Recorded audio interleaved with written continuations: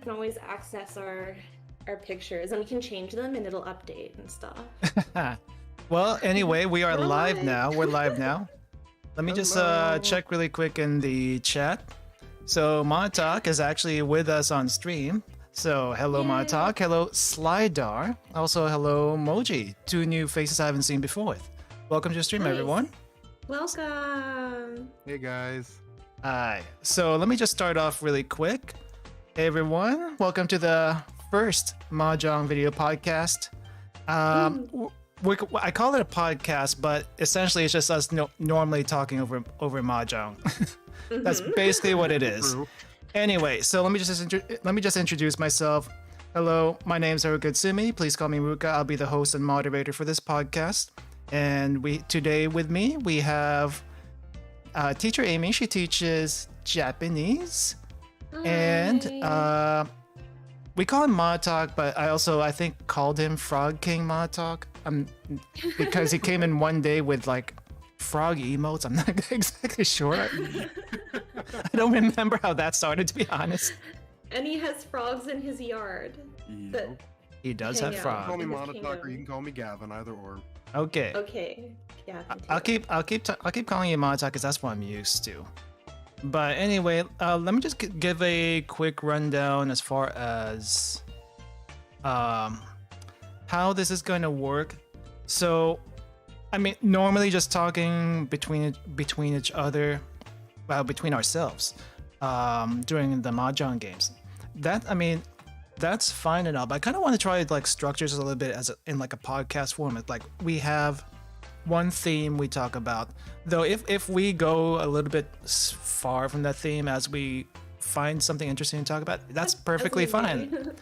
I mean, that's we like are 100% going to go off the rails. I mean, that's like a normal podcast, right? We start off with something and then it just goes off the rails from there. So anyway, I guess I should ask, just for the record, how is everyone doing today? How is I've been it? busy. I've been doing chores. Chores. Chores every day. I I was see. doing laundry, and I was doing some aquarium maintenance. Aquarium maintenance. What do you have in your aquarium? You mentioned Oh my snails. gosh. Yeah, I have 3 separate ones because I keep betta fish, also known as Siamese fighting fish. So they'll Ah. fight each other if they encounter each other. If they encounter each other, there can only be one. There can only be one, yes. But they all have little tank mates that they have to put up with. So they've got a few snails and little catfish that kind of can go around undetected a little bit. Little catfish? Yeah, tiny pygmy catfish. They're Ah. like, Gosh, I've never seen those. yeah, specifically, they're pygmy corridoras and autosynclus. So if you feel like looking up those official names, then you'll see them. Okay. They're really small. I think I know what you're talking about. They kind of look like the little loaches, but not really a loach. Yeah, they're like some of them hang out on the bottom. They actually mostly hang out on the bottom, but some have little suckers. So they kind of just stick to the bottom and eat the stuff at the bottom at the. Oh my gosh. Ah, yeah. those Garbage. things. Yeah. Where like where they I'm at lo- right now, we have Mhm. giant catfish in our Oh, area. like in the rivers? Oh yes. Oh yes. Oh, is it noodling that- time? No noodling. No noodling. Noodling. Absolutely not. I am terrified of noodling. Isn't that horribly dangerous? Like, can't they bite you really hard? Or Yeah, but it's the bite is not that bad. It's just Really? the fear of putting your hand into an underwater hole. Ew, that's too gross. Ew, I don't like it. I mean, supposedly you can catch a catfish with just a fish hook and whatever bait, but some people like to go at it by hand. I don't understand. It's like a That's Mhm. probably for social media or something. What was that Isn't it? show? There was a show. That there was out a for show that while. did this. I don't remember, but noodlers, I don't know. That sounds familiar. That sounds weird anyway. I don't want to be a noodle. Don't want I to be. don't want to be a noodle. All right, so let me just welcome in the people that came in. Daniel, welcome to the stream. Samurasa, welcome to the stream. Also, Meow Thing, welcome to the stream. Hello. Hi. Hi. So Hello. we have not gotten started yet. Let me go ahead and actually put the room up really quick. Oh yeah, we can put in the room Hillbilly number. hand fishing is what it was called. That of a sewer. We're gonna do that What? of a sewer because that is limited. We gotta do this. Oh, So, okay. all right. So What let me was the name of the show? Hillbilly hand fishing. Oh, hillbilly hand fishing. Interesting. So for anyone that wants to join us in a game, please use the link. First come, first serve right now. So whoever gets in, gets in. Yeah. Rotation would be nice, but let me know if after we finish a game, if you want to jump in. So we haven't actually. So while we wait for a fourth person to come in, whoever that may be. So I had this whole thing actually written up before we started, and I've already gone off script ever since the second sentence. Hey, Bison, welcome. Well, that's kind of how it goes. That's typically how I do my presentations, even professional ones. It's like, it's actually, I don't even write a script whenever I make a presentation in front of people that I know the audience, like scientific stuff, You that kind kind of thing. wing it if you know the people. I can't wing it. I have to have like bullet points or something. Bullet points, yes, but even then I still go off the rails just because I don't know how to stay on script for the most part. It's tough. It's tough. It's tough. I always get off on tangents. Yeah, but anyway, so let me just make sure. Okay, Got so someone in here. nice. Who do we have? Who do we have? I can't read the name. I'm sorry, 99. guys. Oh, this 99. don't know who this is, but welcome. We're gonna we'll go ahead and start this then. But let me just so I'm not sure if I mentioned this earlier in the stream.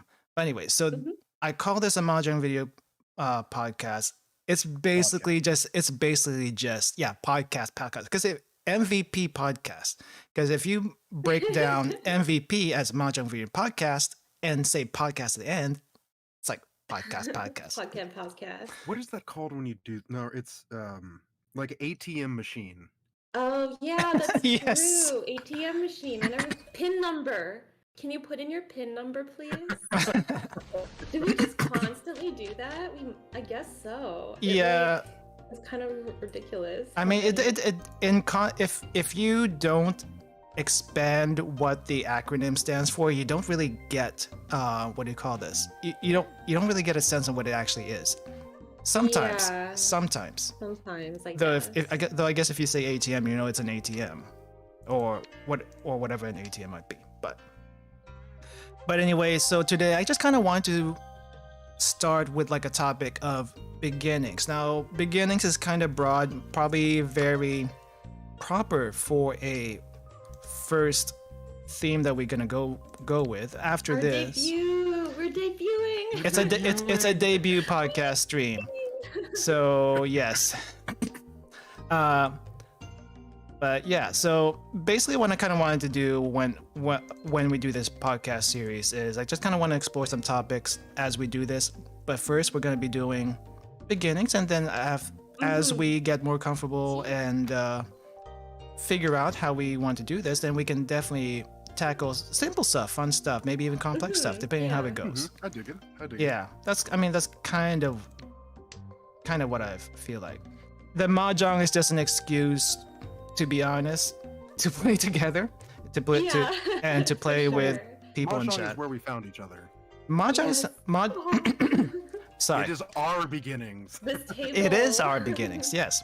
Speaking of which, let's just start with that. As far as the top, as far as beginnings go, I know the story, but maybe not everyone in the chat knows the story.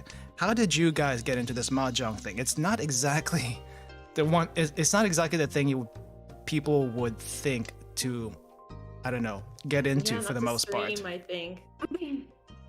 Well, although I think it's getting more popular. Well, I was here on this channel, Luca, before we had actually played chess. Oh, really? That was. Remember we collabed and we played chess. Yes, I remember that. Maybe our first collab. But then like I don't know. I never really continued with chess, but then you were gonna do Mahjong on your channel. Mm-hmm. And then because I said I wanted to play and then a couple other people said they wanted to play, you offered to give a nice little tutorial. And Yes. Monotalk was there too, right? That's true. Mm-hmm. Using this game. Using the game. It's actually fairly beginner friendly. So Yeah. that's, I mean, it's nice that it kind of allows you to do that. I mean, it feels like a gacha game, but it's not really a gacha game. There is a gacha element, but it's not gacha. It's just a mahjong table and you gacha for costumes, if you want. I still have the Well, default. That's just fun sometimes to like, I don't know, if you're like angry at the game itself, then at least you can go off and like look at outfits, or at least that's what I do too. Like, if I'm on a losing streak, but I still just want to play around, there are like other little activities you can do in here. There are quite a few nice outfits in this game. There are. I ended up buying the pass that gives you Jade every single day you log in. And I haven't got too much stuff on it, but I want at least one accessory for everything. Nice. So you got like a custom table and stuff, right? I want a custom table. I want tiles. I've got the Ricci. table. I've got my little avatar that I have a skin for. So there's only like one or two more things I need, but it's an addiction. Actually, oh my god, now I'm so envious because I don't think I have like a table, for example. Oh, that's so cool. No, I'm gonna definitely be spending money after this game. Yeah. There's a Mahjong Twitch streamer that I watch, and he has everything accessorized. Oh my gosh, how much money do you really? spend on that thing? I I know. mean, it's pretty fun when you have this stuff. But It gacha is is dangerous. Gacha is dangerous. Like you think normal gacha is dangerous. At least here, there's no feeling that you need to gacha, unless you just want to collect. Unless you just want to collect everything. True. Yeah. But at that point, I kind of wish like, can't I just buy the skins and characters outright? That might be cheaper, but they don't want to do that because they gotta. They don't want you to do that. Yeah. They gotta fund the game Gotta roll them somehow. bones.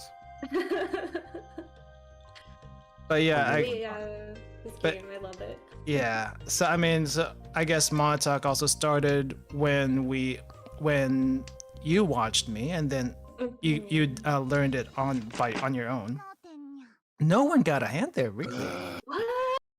Wow. That is a rarity. Thanks, Luca. Yeah, it was very hard to get into Tenpai. Gotta admit on that one. Ooh. But yeah. Gavin, was that the first time you'd ever played Mahjong? That was the first time I ever even saw Mahjong. Oh, wow. Well, or not saw, but like had an explanation of how it was played. Yeah. Okay, so you've actually seen it before, but you didn't know how it was played. Correct. I've seen it because my buddy is a huge fan of the Yakuza series, Ah. and he is a platinum trophy hunter. So I was like, hey dude, what I'll do is I'll learn to play Mahjong, and one day I'll just come over there and I'll help you get all the trophies you need in Yakuza. That would be awesome. Nice. So we haven't set up a time to do that yet, but we've got the rest of our lives. So. Oh my gosh, how fun would that be? Yeah. So I mean, basically, I don't remember if I actually told this story on stream before, but how I started with Mahjong is a little fuzzy to me, to be honest. I think I saw it on a manga once before, like way back in the day, and I always got curious about it, but never actually had a way to play it until this website called tenho.net came around, and that was like one of the very first online mahjong tables, and it's very bare bones, and the scene was super competitive because I think it's mostly, I'll be honest, it's probably like mostly old guys in Japan playing it. I don't know. And probably We're betting on it or something. Probably there's a betting monitor somewhere. There's probably like beer and smoke somewhere. They're just doing that kind of thing behind the screens. I don't know. But the neat thing about it, though, is you can actually make private rooms for you and your friends to play and try it out that way. Or if you want to, you can throw yourself into the ring and play against random people and see how well you do. Mostly a good way to learn the game. And they do have like an elo system. Are you guys familiar with the elo system is? Yeah, like a ranking Originated system. in chess, was consumed by League of Legends. Yeah, so it's basically a ranking system based on how well you've been doing, and you can rank down, you can rank up depending on how well you do. And so that's basically where I learned Mahjong firsthand, and eventually bought myself like 2 or 3 sets eventually. Oh wow! Wow. So you actually have physical sets. I do have physical sets. I actually used them with friends before while I was in college. Oh, that's cool. So I don't actually have people I can play with those sets anymore, but it's still with me, and they're just fun to have around, at least for me personally. But as far as learning Mahjong, yeah, there was that. I think I also initially learned some basic rules from Akagi.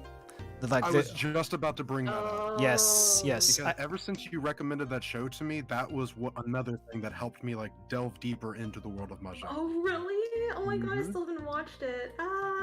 It's very gritty. Cool. It's very, very gritty. It is very gritty.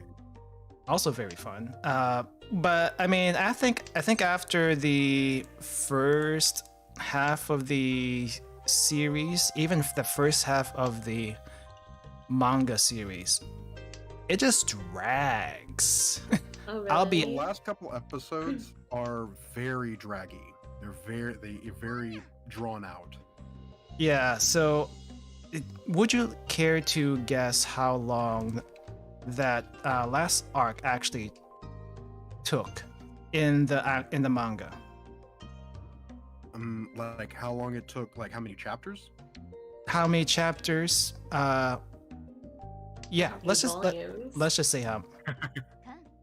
I will say 25 chapters. I think it was a little bit longer than that. I would have to double check, but I think it's closer to, I don't know, 18 volumes or so. 18 actual like volumes. Yeah, so it took years. Oh my god, like Wow. books. I don't know how the author dragged that to years worth of story, but he did. It's worth in a Dragon Ball episode, I'll be honest. The infamous Frieza saga. I never really watched much Dragon Ball, but like Oh really? it must be like One Piece, right? Where like one fight takes 3 or 4 episodes or something. Okay, like hold on. One Piece doesn't drag on that badly. It doesn't. It doesn't. Not as much as Dragon Ball. Okay. No. There is a good amount of filler. I will admit to that. I mean, you have an anime that's been going on for 20. Hold on. It came out the manga started in 1997, and the anime started in 1999. Yeah. So it's been going on for 22 years. 22 years for the anime. Oh my god, yeah, that's so crazy. There is a little bit of filler, or a good amount of filler, but but not as much as Dragon Ball. not as much as Dragon Ball. No way. No, I think just getting to Namek took like several episodes.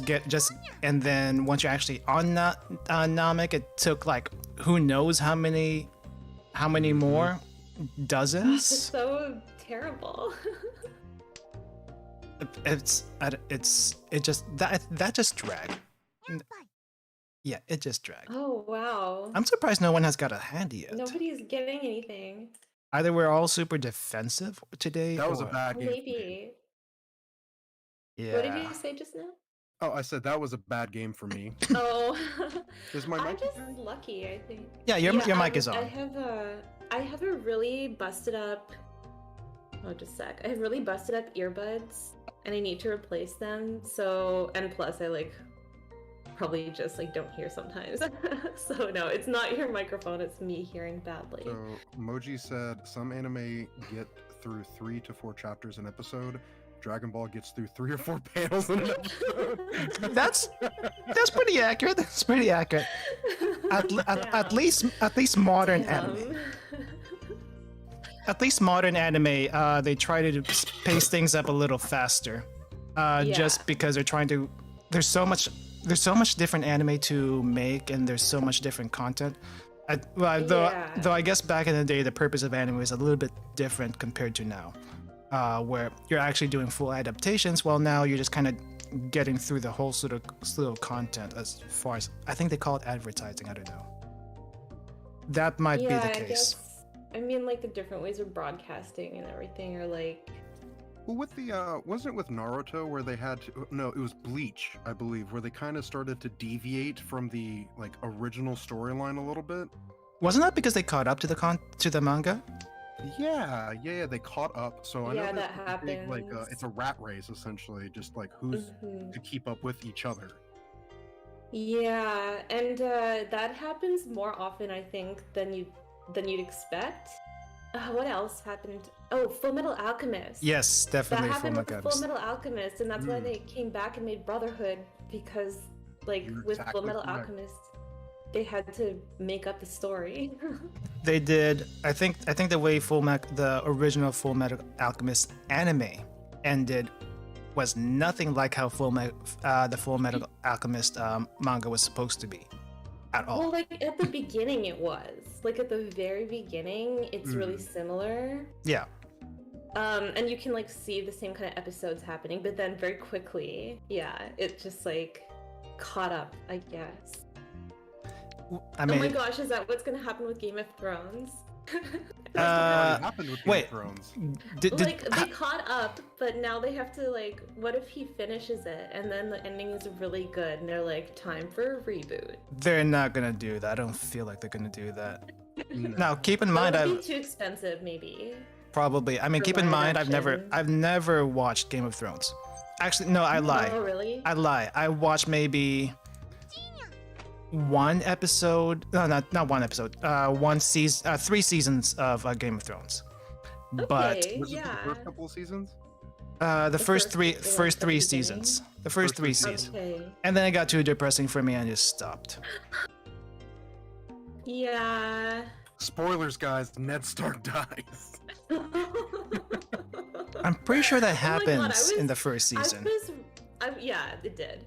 I was ready to stop as soon as that happened. I was like, no, I can't handle this. But then I did watch the whole thing. But yeah, that hurt a lot. Well, for me, that was the first series where it took like, all right, this is the established main character, and we're just gonna go ahead and chops that off. Yeah. And I've then, never seen. yeah, so no, go ahead. I was just gonna comment on that.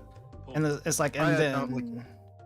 In most media, I've never really seen that happen before. Yeah, it doesn't happen like that. They like wait as long as they can until they need to do something drastic. Right, or like have a hero moment. Yeah. I don't know. It's like you kill off the main guy. Supposedly you kill off the main guy, and it's like, who are we supposed to be following now? I guess everyone. Yeah, well then it gets like really complicated too. Oh yeah, that's right. I'm just waiting for you guys, right? I don't have to do anything. Oh yeah. Waiting for what? I got Sumo just now, so the 3 of you are still playing. Yes. Oh man. No. Oh gosh darn it. I ran out of time and I laid down the wrong tile. Oh, it automatically chose one for you? It did. Brandy came in here to deliver me food and I was trying to quietly talk with her. I see. Yeah, that does happen. Especially when you're trying to figure out the first 3 tiles in this mode to pass around. Oh gosh. That's what eats up the time quite a bit. But anyway, Mahjong, that's how we started with Mahjong. It's been quite a journey. How long has it been for you guys now? I know for me it's been years, but for you guys it's been fairly recent. How long ago was that? I can actually tell you exactly. Really? Yes. Because recently I just hit my, what was it, the 6 or 7 month subscriber on your channel. Mhm. Oh, really? Yeah. Cool. Been that long. Oh my gosh. That's awesome. Yay. Nice. Yay. Monotalk is a great supporter. Thank you. Yeah, speaking of which, actually, how did you find Amy? How did I find Amy? Okay, legit, I was just scrolling through Duolingo. Oh, Duolingo. Good old Duolingo. Duolingo was the first time I ever, yep. And then I saw you doing practice, and I was like, okay, this looks cool. Maybe I remember that. Yeah. Oh Mhm. my gosh. So you just randomly found Amy through Duolingo tags in Twitch, and then here you are. Because it has a then I- category that's pretty that's not that active, I It- guess, but it's always got somebody. Yeah. Right, because like I'd been wanting to get into back into Japanese. Mm-hmm. So, and I was like, you know what?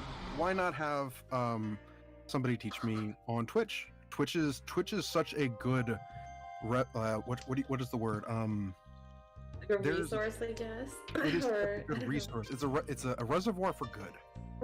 It's a what reservoir popular for streamer good. says. Really? Okay. There's a lot of good that can be done through Twitch. Yeah. This is true. I do have to hand it to Twitch. At least people know what they're getting into when they go there. Like, yeah, it's a streaming platform.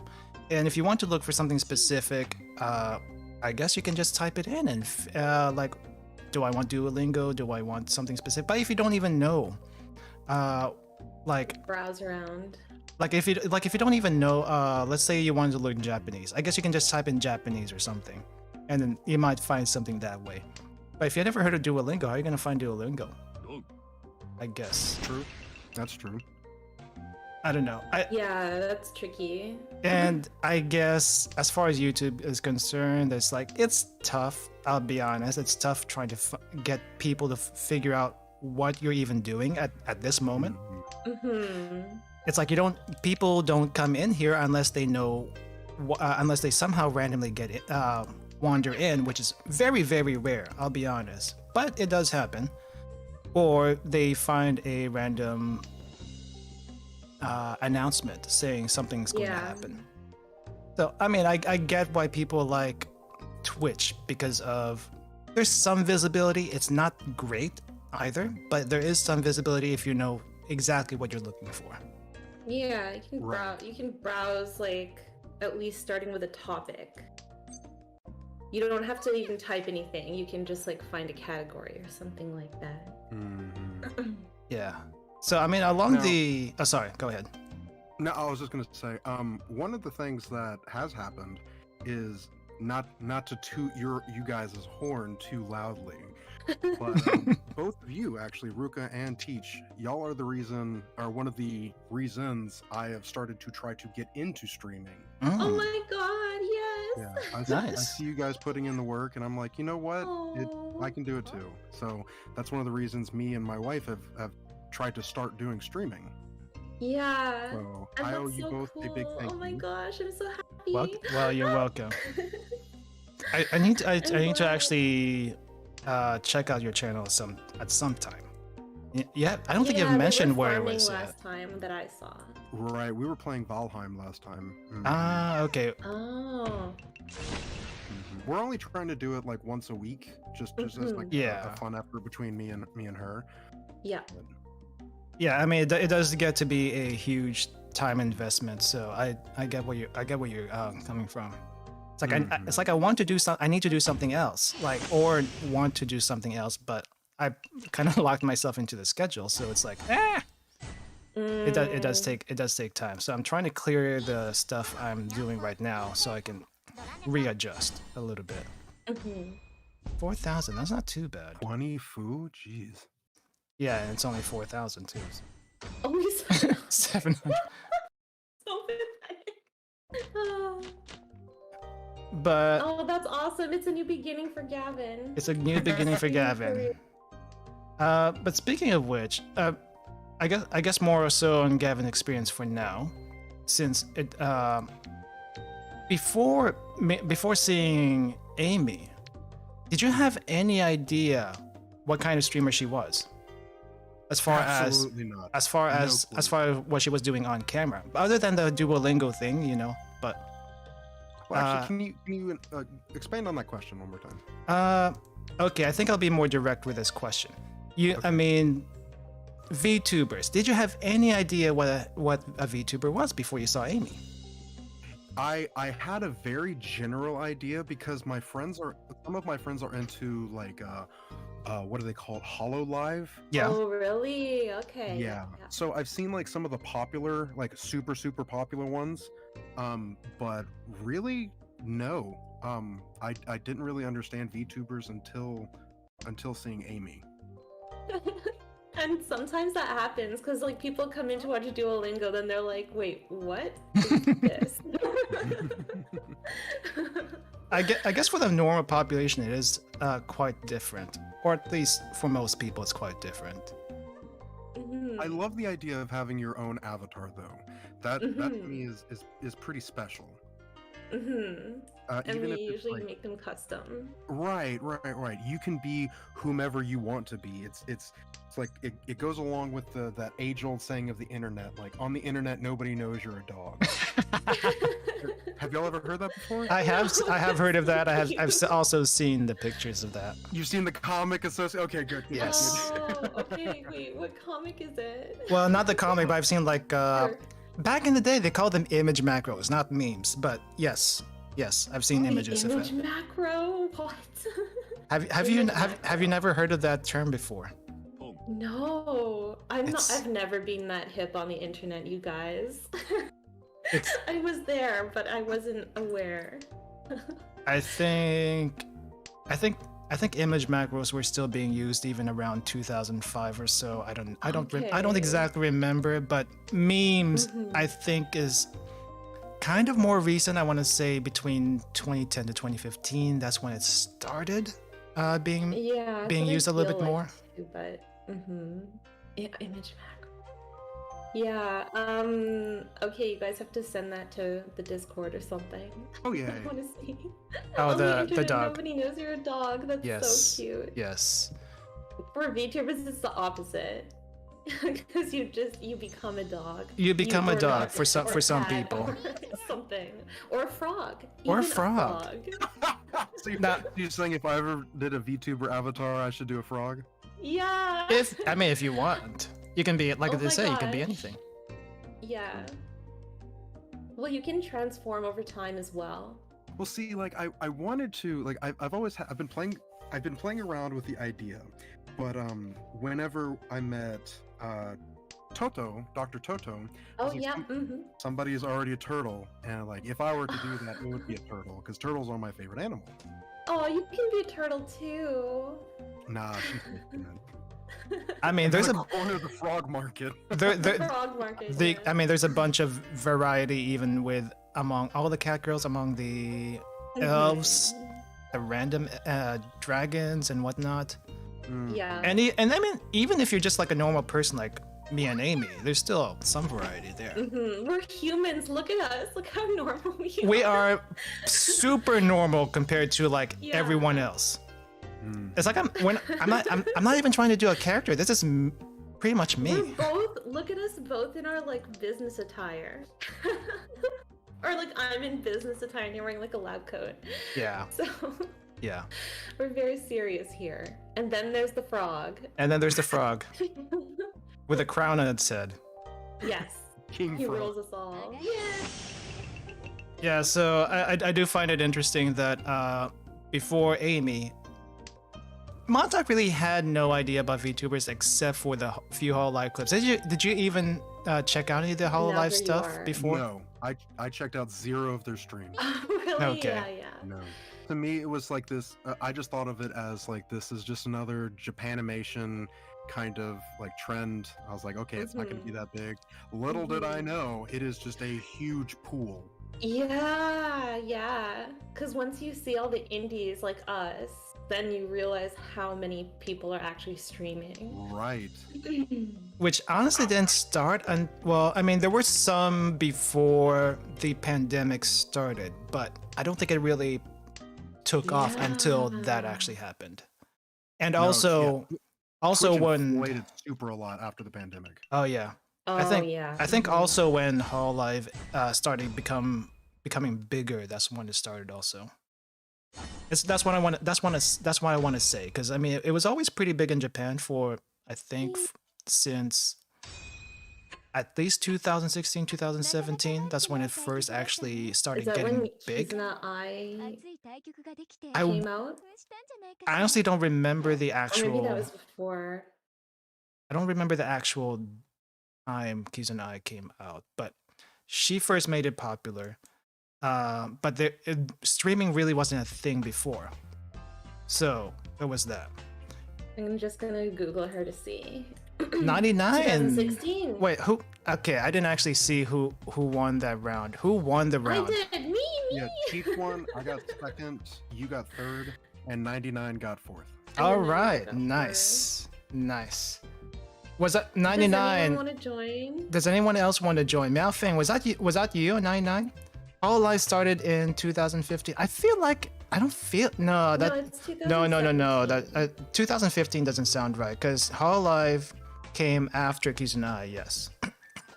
And Yeah, that's Kizuna was the first one well the to first coin the term. first popular one, yes.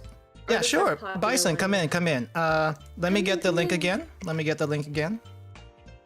So I'm make just gonna get another sure. water. Yeah, just make sure to actually make a Mahjong Soul account when you do this, otherwise you won't be able to get in. Also, for anyone new to the stream, if you do join the game, make sure to minimize. You don't have to mute because in a normal Mahjong table, you can hear everyone, but you can't see everyone's hand, okay? So please minimize. No, at least no stream sniping my hand. Please don't. That takes the fun out of it. Well, it does. I mean, Okay. it does also make it more challenging for me, but I think it will be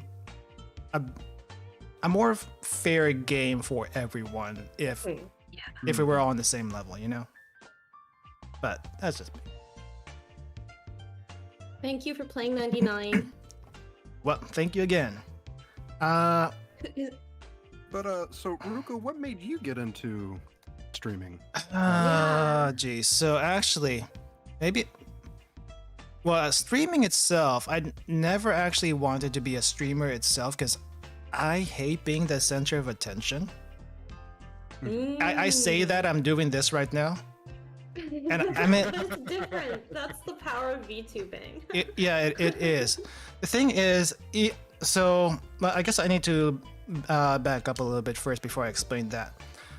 Before the whole VTubing thing, I kind of wanted to be a vlogger, but if you've ever seen those YouTube videos where it's just a camera showing what people do on screen, but the person behind the camera never speaking, that's the kind of videos I want to make. Yeah. That's So, the kind of like videos. like visual ASMR stuff. No, it's not Well, really. just like showing Yeah. travel stuff or like Yeah. things like that. Yeah, so look up Dancing Bacon, look up Travel I know Dancing Bacon. Travel Dancing Thirsty. Bacon. Those videos, those kinds of videos are what I wanted to do. And at first I kind of wanted to do something like what Strictly Dumpling did as far as food reviews when you travel, but I can't eat that much, one.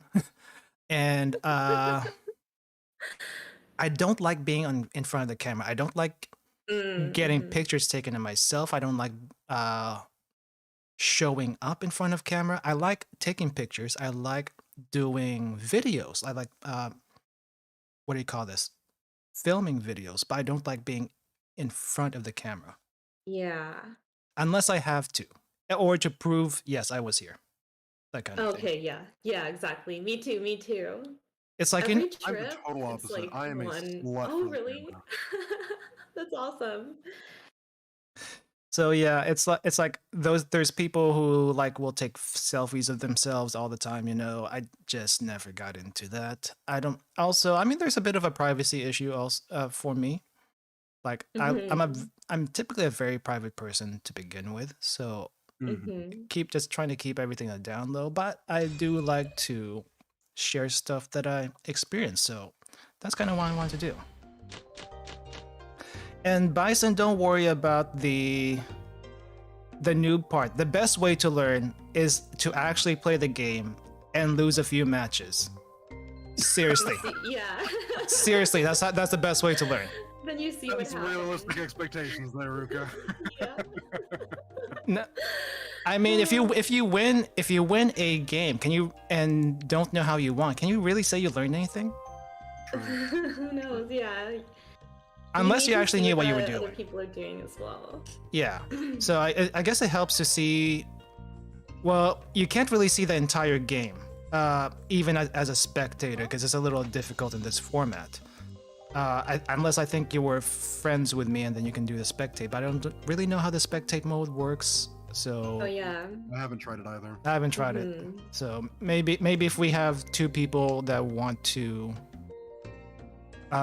join next round, then someone could probably try, because I think I'm friends with both of you guys. Yeah, I can sit out, absolutely. But we'll get there when we get there. But anyway, yeah. So I want to be a vlogger. I've actually started doing the vlogging thing before, like the year before the pandemic hit. I was actually trying to get footage and audio. Okay. I actually bought a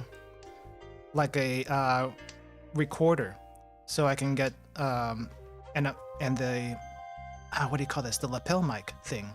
Oh So- yeah. So you were talking while you were like filming then. Yeah. So at least documenting. at least notes for myself while Okay, I'm yeah. doing the filming. But then I figured, wait, all this footage takes so much space. I didn't have any way to offload the footage, and also filming is a bit of a pain because I just wanted to enjoy my trip. And it's very difficult to figure out why I wanted to film. At the time, I didn't really have an idea how to try to create that kind of content. I just wanted to see how it did, and I got all this stuff for it. Mhm. But then pandemic hit, and I was gonna try do the vlogging thing again. Somehow got into Hollow Live. That's when I first saw the VTubing thing. Okay. The Just, stream- like, the by streaming watching stuff. random videos and stuff. Yeah, I don't quite remember exactly who got me into it. I want to say it was Rusha. It could be also Pekara. I don't remember. Okay. But as with most people, it's through clips that I started, and then eventually I kind of settled on Korone as, I guess, what people would call their Oshi, or who you stan, I guess, if you're using K-pop terms. Understand. Yeah, I mean, I am subscribed to Yeah. I am subscribed to a bunch of the other girls too, but as far as my main one, it's Korone, Your main waifu. who I watch basically.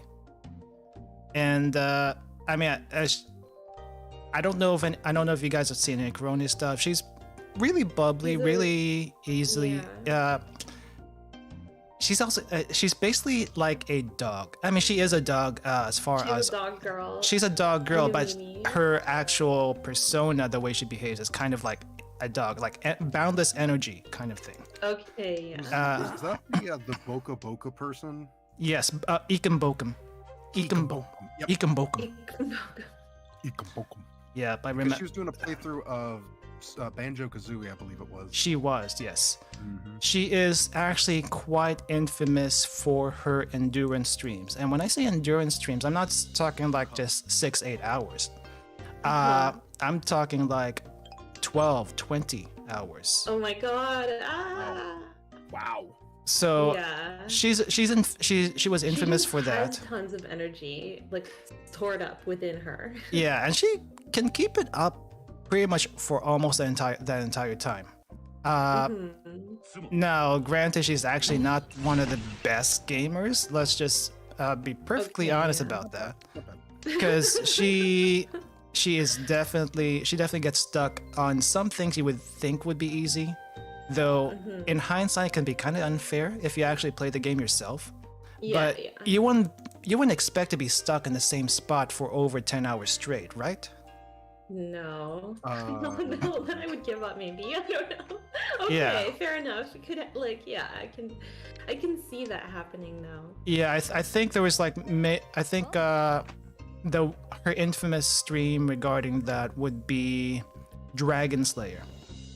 I don't I don't remember which Dragon Slayer it was, but I That's think not a boss. it wasn't even a boss. It was just a normal stage. It was a normal part of the stage, Okay.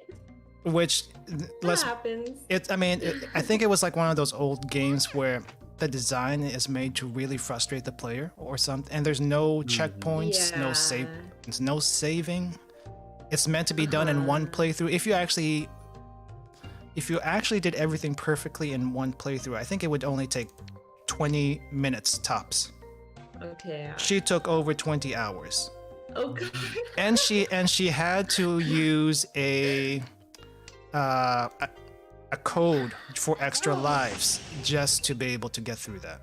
Oh really? Yes. And then after that, my manager said, "Hey, you can't do this too much anymore because your health is probably not going to survive this." Oh my god. Yeah. It's probably true. I'm the type of person that if I can't get through a certain puzzle in a game, I will look it up because at that point I'm not Okay, having yeah. fun anymore, and I play video games for fun. Mm-hmm.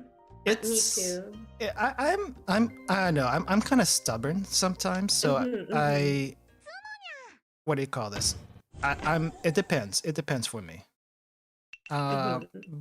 But if the puzzle is fun enough and I really, really want to figure out how it's done, then I will do that. But if I'm completely stumped, like no idea whatsoever, and that's probably when I would look things up. What do Yeah. you is the most important part of playing a video game? Ruka. Like for fun, to have fun. Well, like, so whenever you sit down to play a video game, what are you going in there being like, this element of the game I'm getting the most enjoyment out of?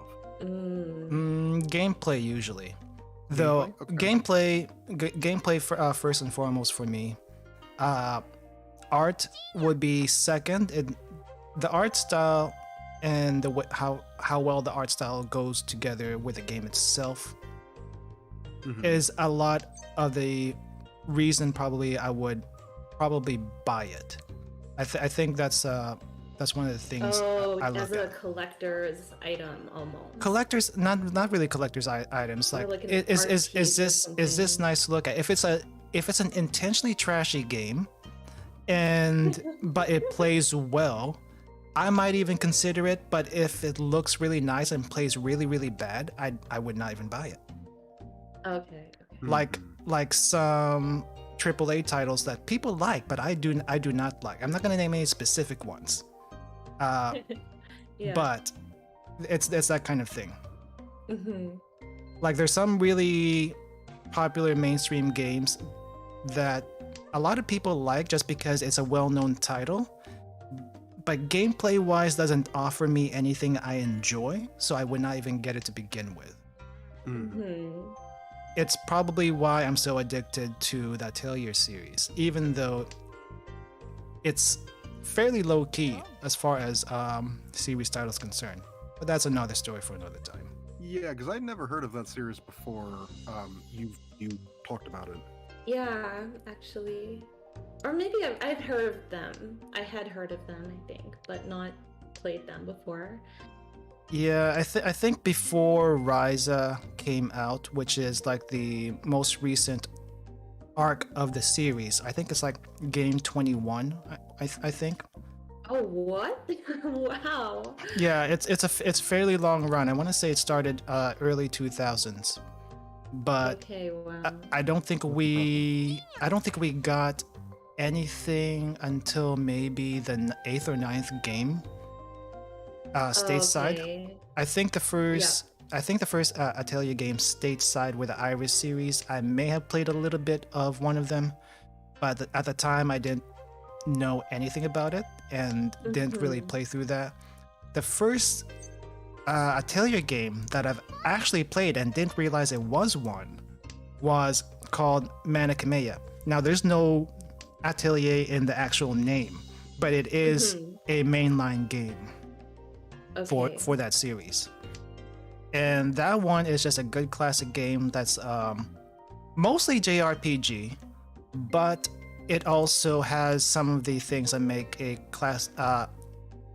mainline Atelier series what it is, which is the item crafting. It's mainly an item crafting game. Yeah, that's the idea I have of it, is like crafting. Yeah, it's mainly an item crafting game with a lot of characterization as far as their characters are concerned.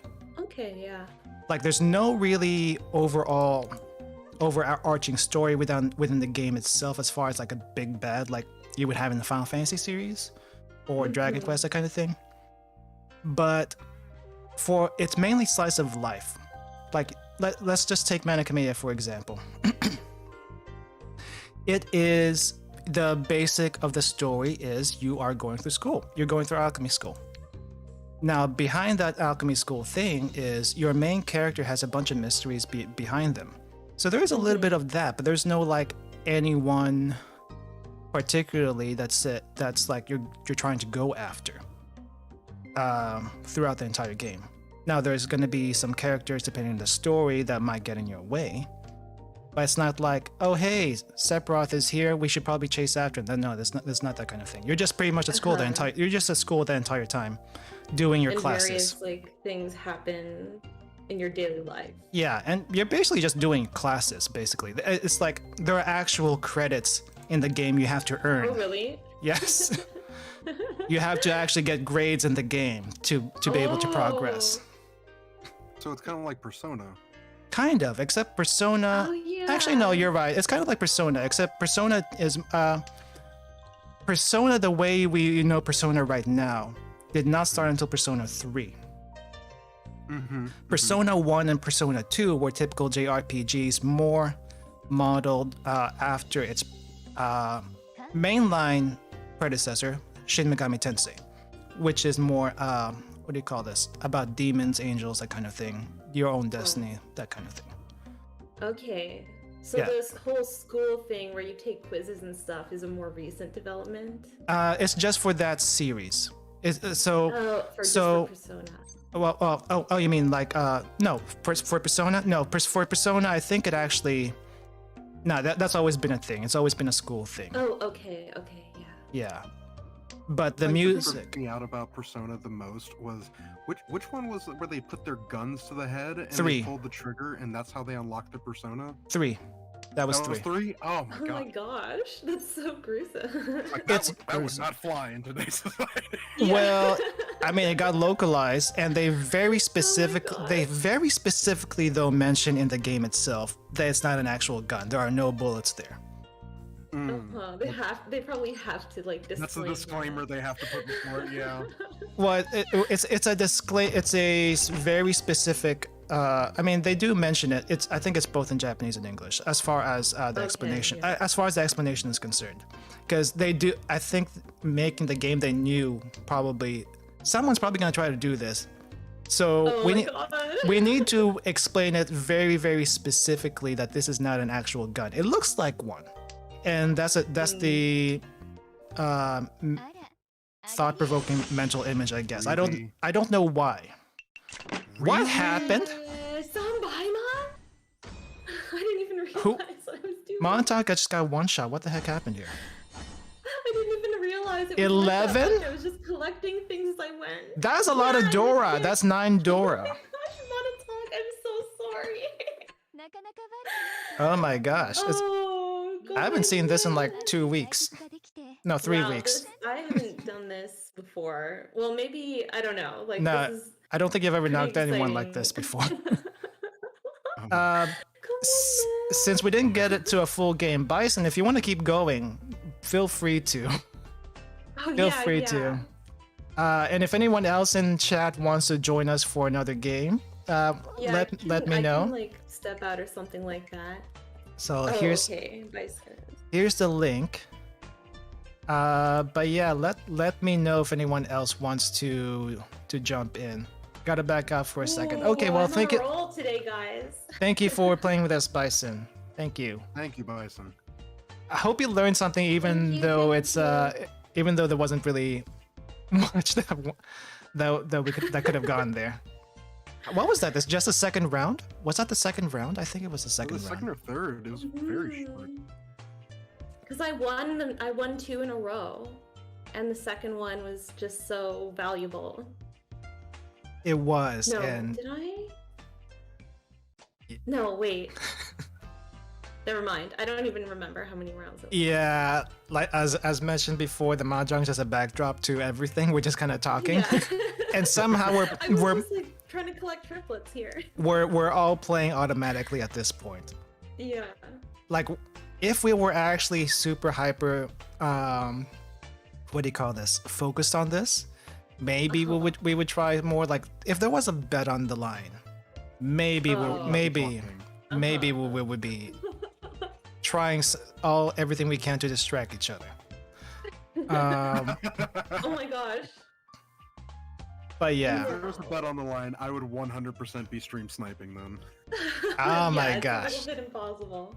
Full honesty. I think I will be able to. I still can hide my hand, but you might. I mean, yeah, I think I can hide my hand. Oh, can you just how would you hide it? You just put something in front of it, I guess. Yes, yeah, that's what I would do. Actually, yeah. But anyway, the viewers can see, and it's a little bit more entertaining for them, maybe. Yeah, I mean, at least for the people that can follow the Mahjong, you can kind of see what I'm trying to do and maybe failing to do at the same time, just because the tiles just won't come out. Usually, that happens sometimes. That happens a lot. But yeah, I mean, yeah, Persona 3 is when they had the guns thing, but it doesn't even have a place for a cartridge. So yeah, it's always been a school thing, but they didn't do the whole visual novel style until Persona 3. Also, the music style of the series It's really cool music. wasn't like that until Persona 3. Okay, yeah. Because now it's usually like jazzy, right? Yeah, actually, I'm trying to remember if Persona 3 had more like a hip hop kind of feel as far as the music goes. Okay, yeah. And then I think Persona 4 might be a little bit more upbeat. It definitely, people would call Persona 4 like the Scooby-Doo of Persona series. That's the Scooby-Doo of the Persona series. That's the vibe it gives off. Yeah, like solving mysteries. Yep. And I've never played 5, but it does look pretty nice. Yeah, when that one came out, I had a large portion of my friend group just stop existing. They went full into it, because that was the one with the main They're so character. popular. The main character as everyone has like a thief alias kind of thing. Oh, gotcha. Like so you have, I think it's like they're named after famous thieves in literature or history. That's the theme of the characters when they're doing their persona stuff. Yeah. And I think that's really the only one that does that kind of thing, because before, like I said, Persona 4 was more of a mystery thing, and like I said, it's kind of Scooby-Doo-ish in feel. Persona 3 was actually quite serious. The overall tone in the game was serious. It's a lot has to do with death and being reborn, that kind of thing. Because the main place that it takes place, I believe, is Tartarus, which is the land of Tartarus. Is that like a land of the dead or something? I believe it's the land of the dead. In Greek mythology, yes. It's land of the dead in Greek mythology. Yeah. And that's the dungeon in what do you call this? In Persona 3. In Persona 5, it's just various people's minds and their ideas, I think, of themselves. I think that's what Persona 5's dungeons are. And then 4 is similar. Oh, I saw a friend playing it. It was so creepy. Which one? 5? Because there's like a teacher, and I'm pretty sure it's 5. There's a teacher who's a bad guy, and you like confirm it when you go into his like mind. and you can see like how like obsessed he is with sex. I'm like not even joking, and like all the high school students are like exploited by him. Oh It's yeah. really dark. And Is that Persona 5? that sounds like Persona 5. Like I said, I've never played it, so but I've watched yeah. some playthroughs. I Yeah. don't mind getting spoiled in a game I don't plan on playing at all. So Oh yeah. Oops, I should be careful. But anyway, like you kind of know he's creepy from the beginning, but then you're yeah, like, it's like you know he's hiding something. You just don't know what he's hiding. yeah. But What do you- sorry, Go ahead. no, go ahead. I was gonna say I sometimes get Persona and Danganronpa confused. I get them. What do you call it? Like I think their universes bleed over, and I confuse one for the other. Oh. What makes him bleed over? Is it the school setting? Yes, that and the art style of both. Oh, it's similar art style. Okay. Really, because Danganronpa and Persona, let's say even Persona 5, if you put them side by side, they look nothing. Or I guess but it looks like it has this kind of like aesthetic, this dark aesthetic, or like the kids are like cute, but it has creepy monsters and stuff. But Yeah. like, if I put them side by side, I do see the difference. But since I have such limited interaction with both series, they kind of like bleed. Like I could be confusing one lore for the other. Okay. Well, it doesn't look like anyone in chat's coming in, so I'm gonna go ahead and add an AI for now. Okay. But Don't yeah, lose. Ruka, when you started VTubing, you were playing the Atelier games Yeah, that's the a whole lot, right? that's the whole reason I actually started, was to make the Atelier games a bit more well known. Though Oh. after doing it a while, it's like I know this is not everyone's cup of tea, so maybe I need to dial it back down a little bit. So I'm still gonna do them once in a while, but probably not as often as I've done. There we go. Hey Ginyu, look, welcome. You just came in. Ginyu, welcome to the stream. How's it We going? really are just a second too late. We could totally restart, probably. We can probably restart. I'll go and I leave don't this. know. Would you guys be okay with that?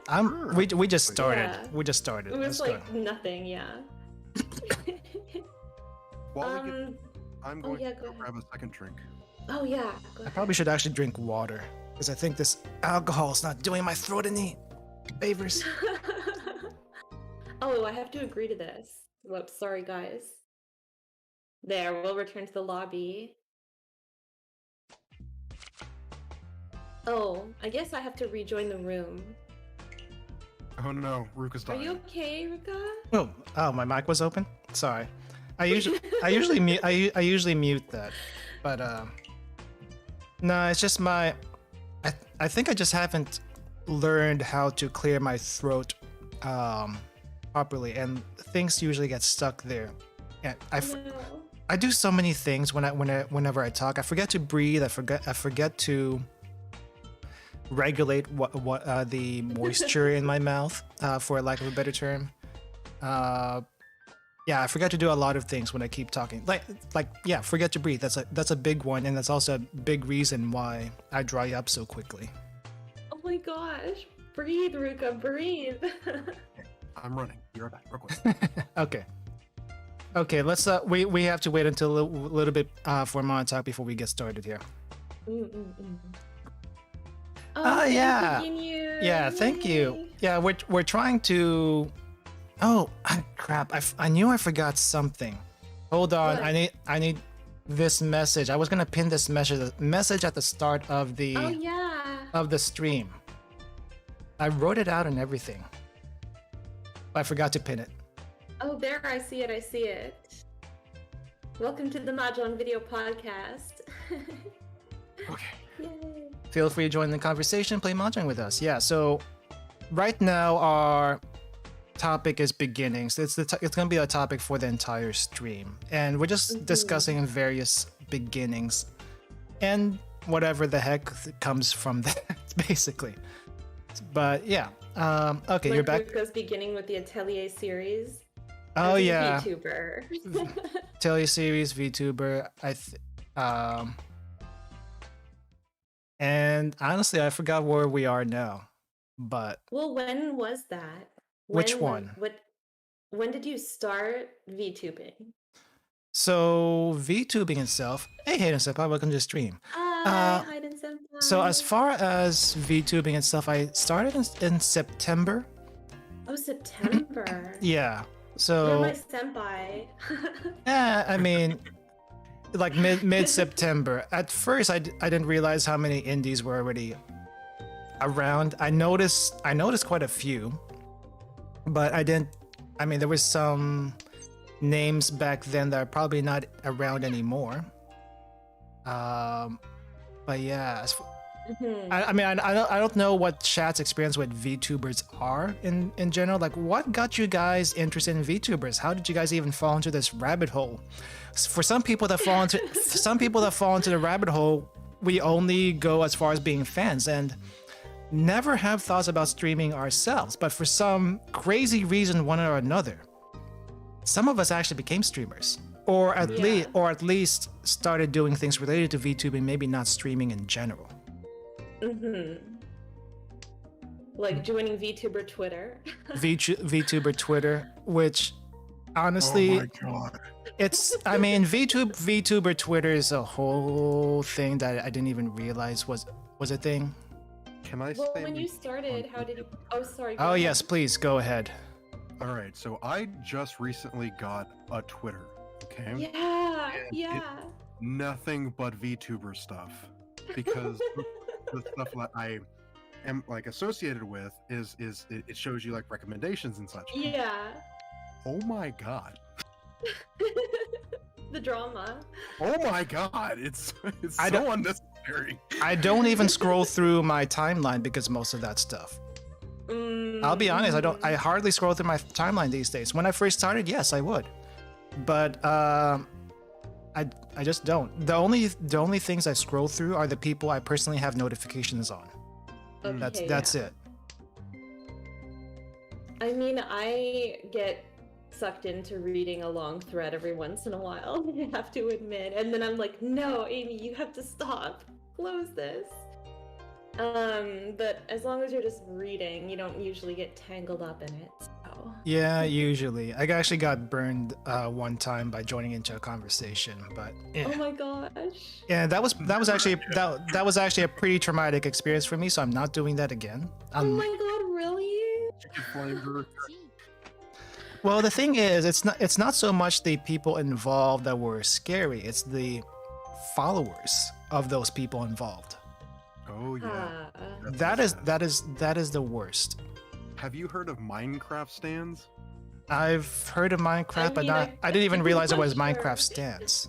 What do you stand for? But I'm pretty sure if you're anything famous, or anyone famous, K-pop, J-pop, that kind of thing, you're always going to have followers, and it's usually not the people themselves that's the center of attention that's going to attack you. Usually not.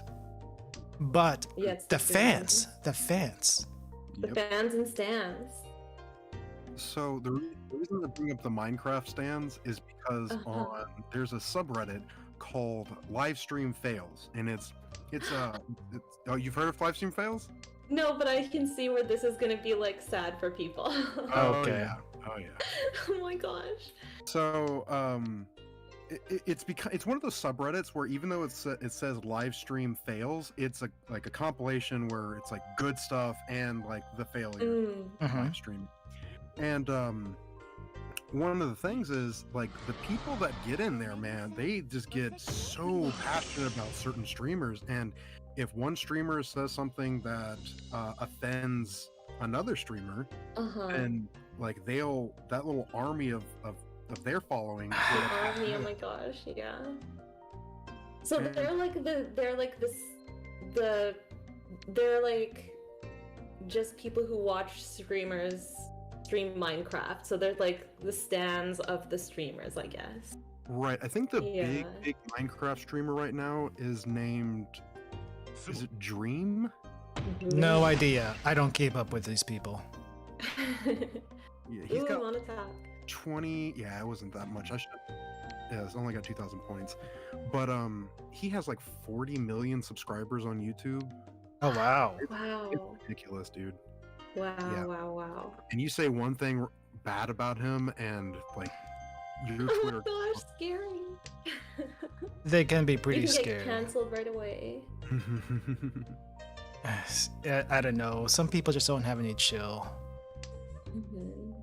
I usually try not to get into anything messy just because it's mendokusai. Let's just say it's very, Mhm. very troublesome.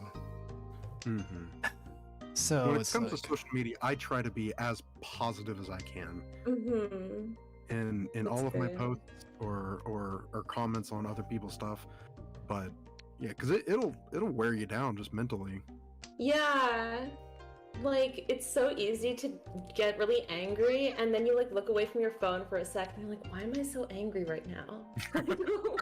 It's a thing, nothing to do right? with me. It's a Yeah, thing. like, why am I full of anger all the time? And it's like there are people who intentionally try Oh. to poke the hornet's nest to make someone angry because it's Mm. fun for them. Mhm. And I mean, on one level, I can understand the excitement of trying to antagonize someone, but at the same time, don't. Please don't. Yeah. There's no reason Yeah. for it. There's no reason I would for do it. that stuff in real life when I know somebody. I'll poke you. Oh Like, I'll yeah, poke that's perfectly fine. It's like your friends. That's what friends do, right? you. Right. Mhm. But you're trying to provoke someone who's a total stranger only to get them in trouble because I'll just say it outright. As far as this podcast is concerned, we're probably going to be as unfiltered as possible. Mhm. So I'm just probably gonna say it right because someone feels inferior about something in their own lives. That really Mhm. is the main reason why anyone would do something like that. Now I'm no psychologist, and I don't claim to know anything about psychology, but I feel like that's one of the things that people will do just to make themselves feel better. Mhm. Tearing other people down till they're lower than you. Yeah. Interestingly enough, one of the things that I see a lot of is people insulting others for bodybuilding. Actually, it's like, Oh no, why? really? Oh, Big? I've Why heard do you about wanna this. look like that. What was that?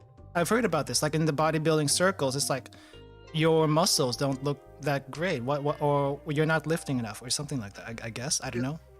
Yeah, it's just like it's a form of body shaming. It's like I want to look like this because this is how I want to look.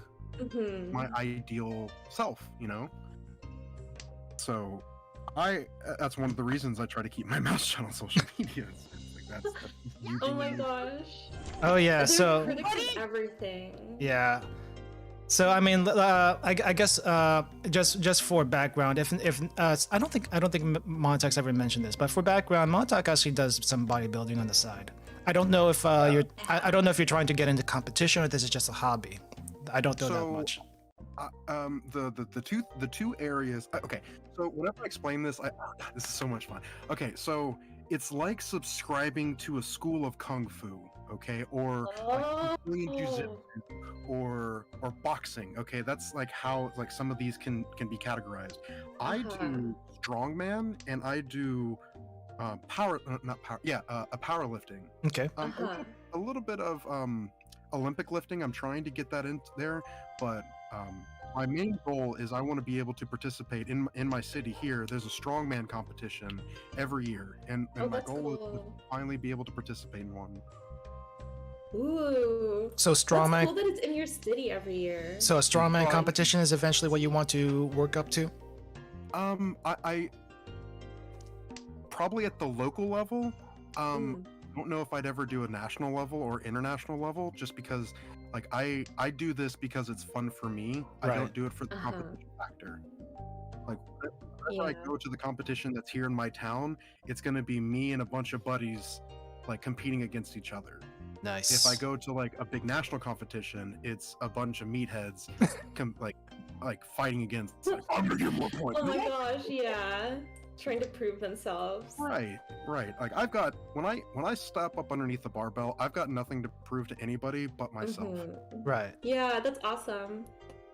Yeah. And then competition can just be a way to like motivate yourself to reach certain goals, right? Exactly, dude. You get on a program, you're like, in 8 weeks' time, I'm going to be stronger than I was 8 weeks ago. Yeah. And to me, like, getting that in my head is just so motivating. Yeah, I mean, that's really cool. I mean, let's be clear. There's nothing wrong with competition. If you, depending how serious you want to take competition, whatever that may be, go for it. Have fun with it. But I guess during the process of on your road to competing, whatever level you feel like competing, I guess try not to be a jerk to everyone else that's doing the same thing. I guess. One of the big draws for the strongman community, or for me to get into the strongman community, it is so supportive. Like, that's awesome. Even at the international level, like it is. If you watch a strongman competition, you will see them like, I want you to do this lift, but you're my opponent, but I want you to succeed because you've been working so hard at this. And like working out is really hard. Really hard, even for the normal person. Imagine how much harder it is for someone who's trying to get to a competing level. The hardest step is just the first one. What is the first step? Getting started. Getting started. The start of a journey. The theme of this podcast. I mean, there's a bunch of firsts. Back around, ladies and gentlemen. We loop back around somehow. I mean, there's first time experiences are always fun, and the journey just to go through it. So. Sumo. Did I just lose this whole thing? I mean, you're not too badly. At least not 36,000 points badly. Okay, I shouldn't complain. Gavin, when did you start lifting? Oh man. Okay, so I started lifting when I was in high school, but I didn't get serious about it until 2019. Okay. 2019 was when I was like, okay, so let's rewind it real quick. I have had 2 herniated disc surgeries. What is that? What is a herniated disc exactly? A herniated disc, so in your spinal column, there is. She doesn't like that. There is one little section of your disc that has a bulge, okay, and that bulge is pressing up against your sciatic nerve. That's what was happening. So it was just constant pain. It was terrible.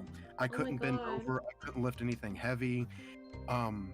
So the first surgery happened in 2012, I believe. Oh. The second surgery happened in 2017, and after that, I was like, the best way that I can learn to lift up or just be able to exist in life I'm so sorry, I'm getting ahead of myself. The best way for me to be able to exist in life is to learn how to lift properly.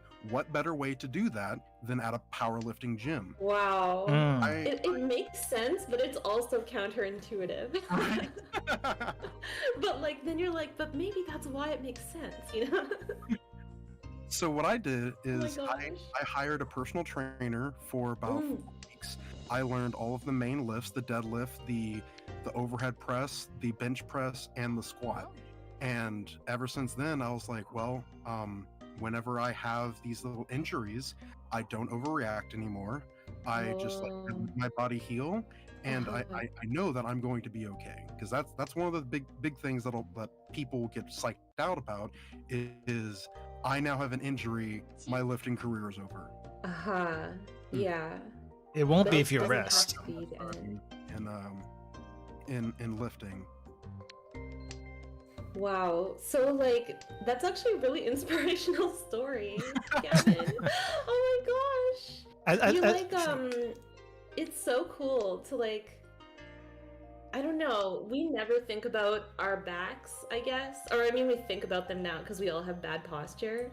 But we just like Some we people never, do. like actually learn how to lift anything, you know, and we're probably all going around with like super weak backs. So it's actually really cool to think like, oh no, we can strengthen ourselves, you know, like even if you have an injury, like you can still go beyond like how strong you are before the injury because now you're working at it.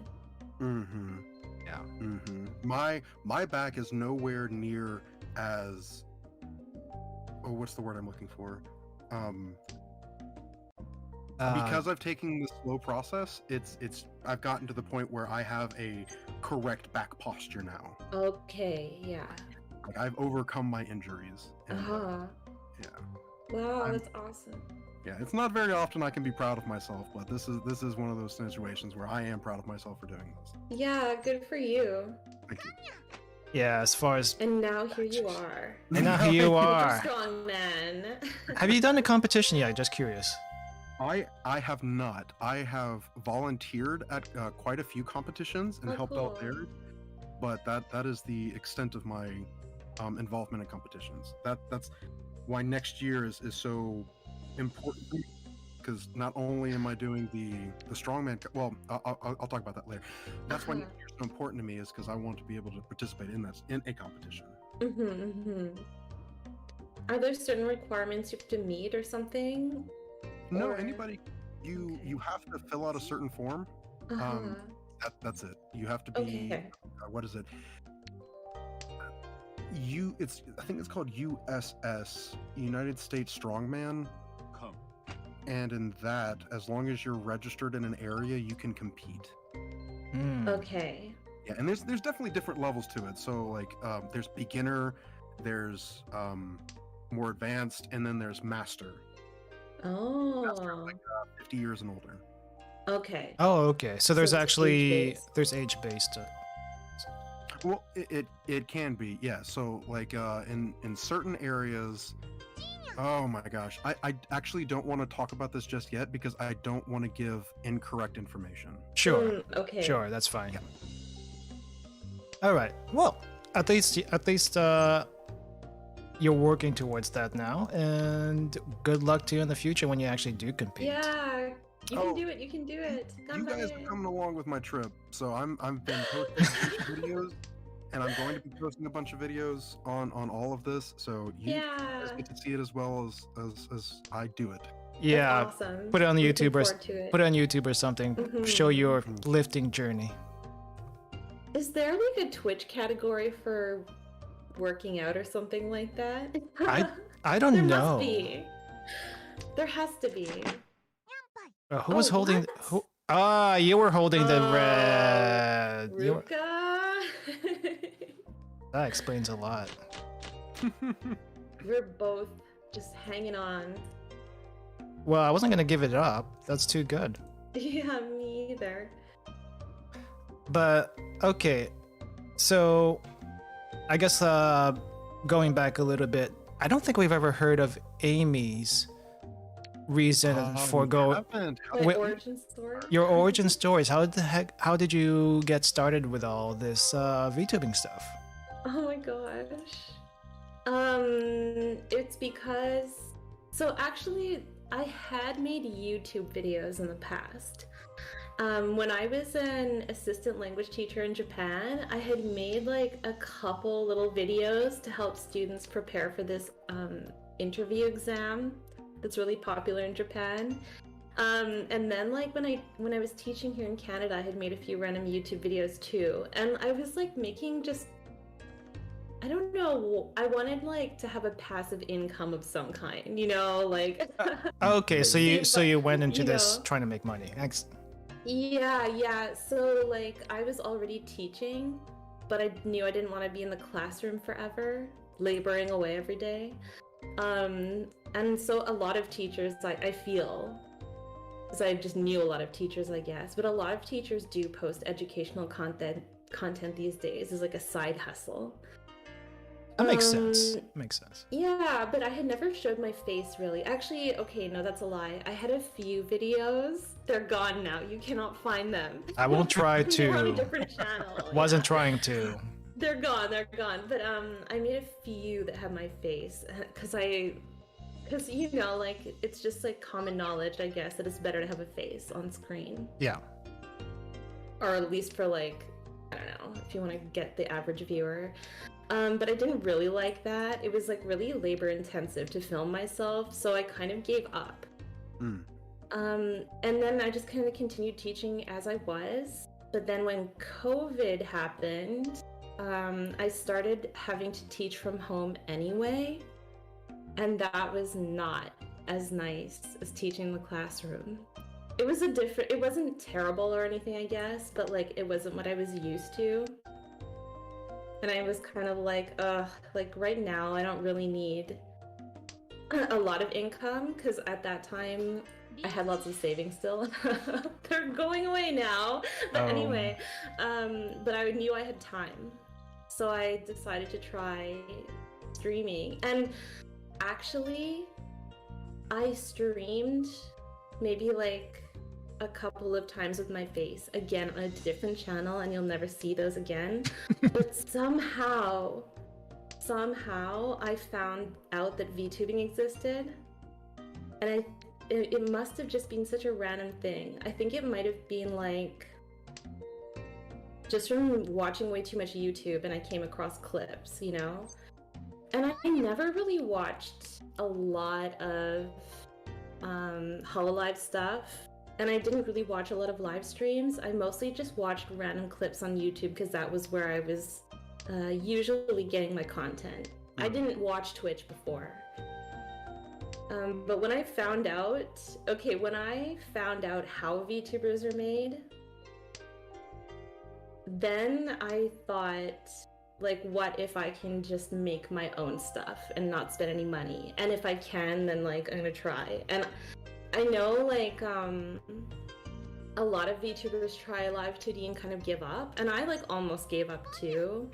But somehow I kind of got the hang of it, and once I could make my own avatars, gone. Once I realized I could make my own avatars, that's like when I started streaming. I started with like a really old version of me, and I was just doing Duolingo because I had seen Japanese VTubers doing it. And that's really common for Japanese VTubers to like study English. So I had like 4 avatars by now, because like I made 2 versions that had short hair. Luca, do you remember what I looked like before? I actually don't. I actually don't. Did you? I mean, for as long as I can remember, this is the one that you had. Yeah. This is the one I remember the most. Yeah, because I've had this one for a while now. Like, I just played around a lot, and my avatars were bad, and so I didn't really promote myself a lot until like a little bit later. Sorry, Ginyu. Oh, you got a Yakuman! Yeah. Oh!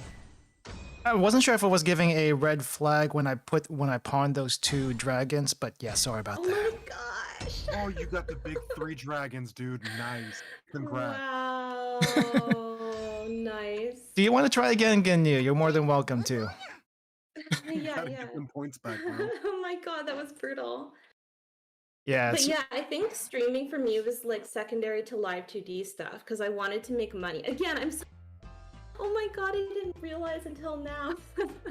Until now, what? I wanted to be a rigger. I realized I could make rigs and make money, and streaming has just been like on the side of rigging for me. I think that's what a lot of people have been doing recently. So I mean, yeah, I don't fault you for it, for sure, because you do what you do. You do you. Yeah, like I'm basically just trying to make a go of being a freelancer.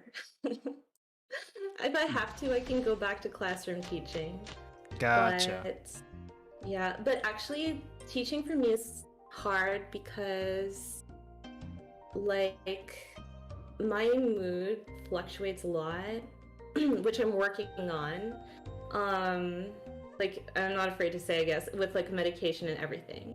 But Okay. but when I was a teacher, it was really hard for me because like you have to be ready to perform at 9 o'clock. In my case, at 9 o'clock every morning, Monday to Friday. And if you're like not doing a good job, then a room of 20 people are wasting their money. So there's like a performance anxiety with it. Yeah, so yes, performance anxiety. So like, and people were, it wasn't like public school where like kids are forced to be there. And like, yeah, sure, they're wasting the taxpayer's dollar, I guess. But like, in this case, people were paying like thousands of dollars in tuition and to like study overseas, to study at a big language school. So on days when I had like anxiety problems or other mood problems, I just felt like I couldn't deal. But I was a teacher for like 8 years.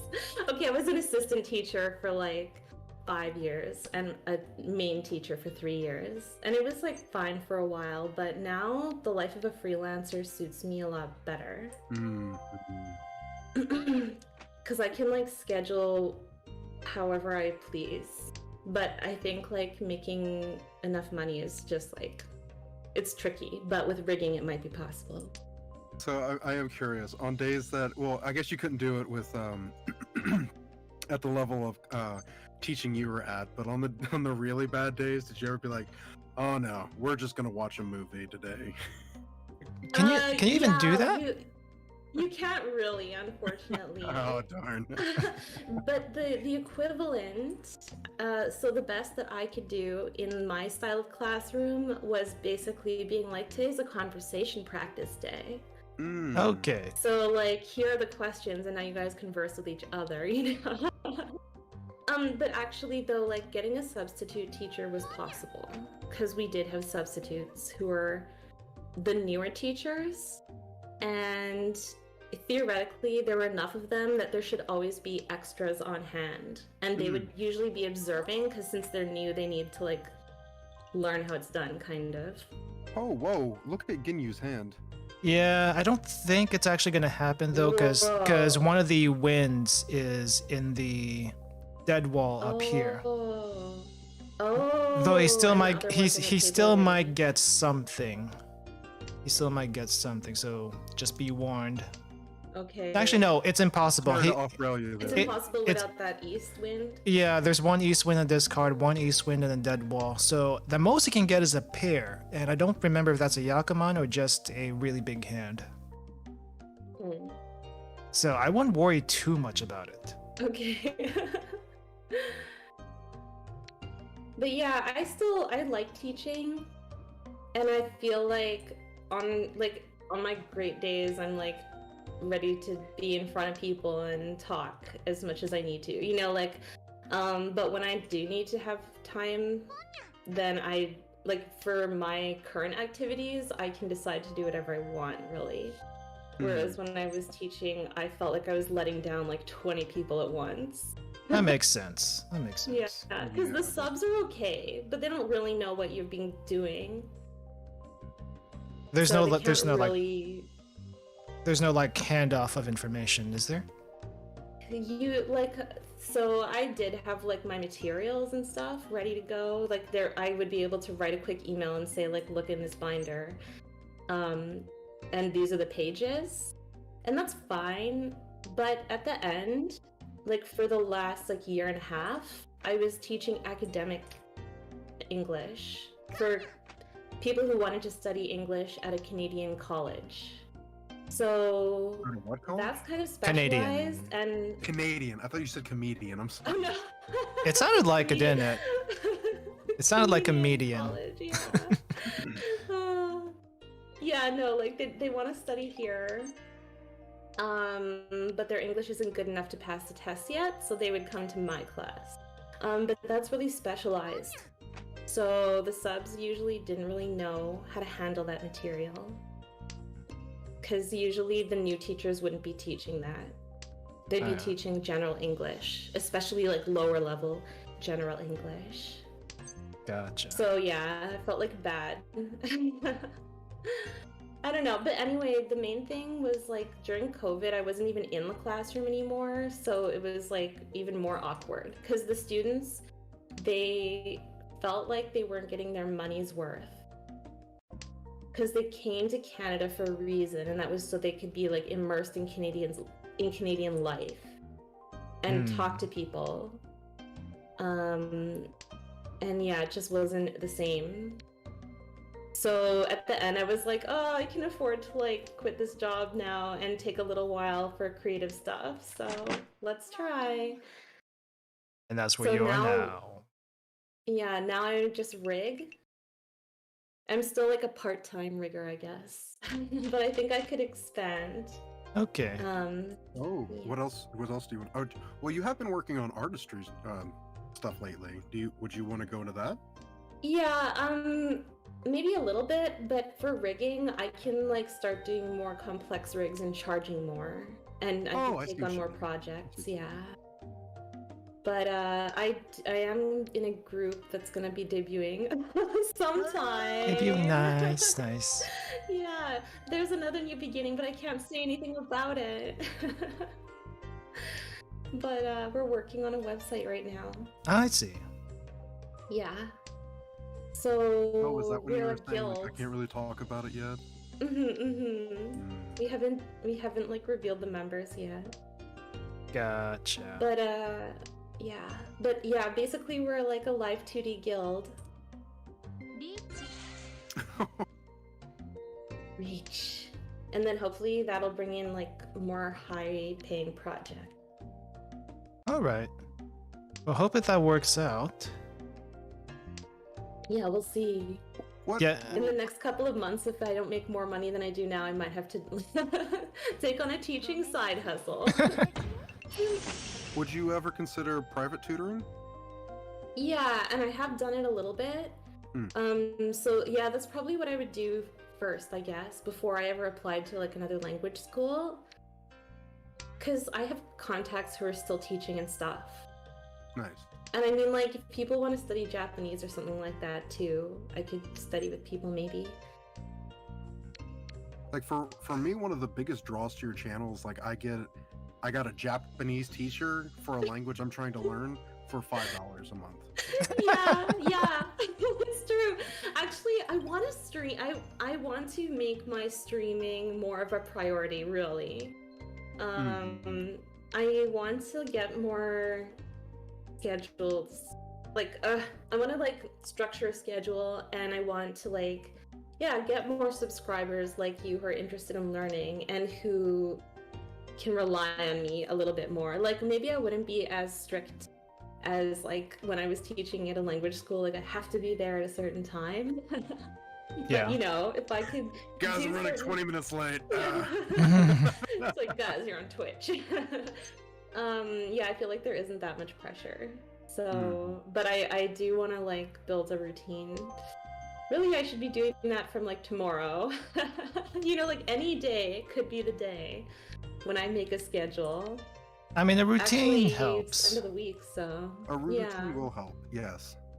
Like, so I know I'm just gonna circle this back around, but for me, when it comes to like going to the gym, like I feel so much more productive, and when I know what I'm about to do. So there are things called programs. So you get a coach. The coach will be like, all right, we're going to work on XYZ.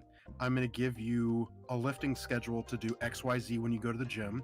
So it's like you go there, you do everything the coach tells you to do. You do 5 sets of 5 and blah, blah, blah, blah, blah. And then you leave and you're happy. Yeah, like, oh, I accomplished the program, or like I fulfilled today's requirements. My homework, big air My quotes. homework, yeah. You're lifting a homework. You're lifting.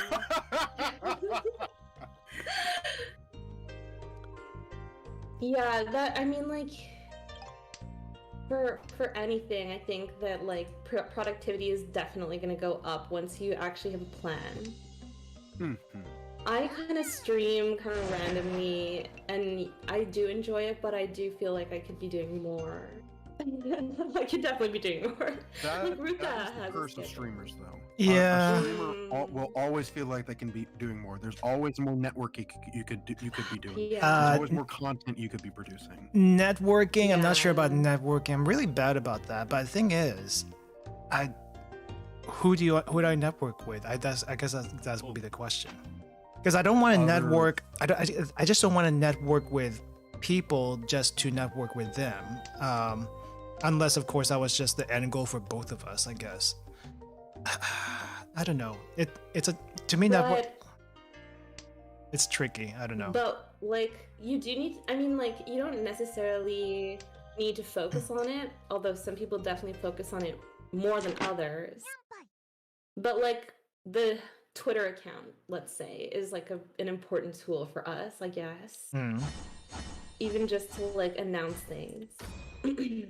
But yeah, like I don't know, like you could be pressuring yourself to get a certain number of followers or whatever. I struggle with that too, Ruka. Actually, I don't know. Like, actually, what the I would do. only follower goal I actually have right now is just to get to the 1,000 on YouTube, because Oh yeah.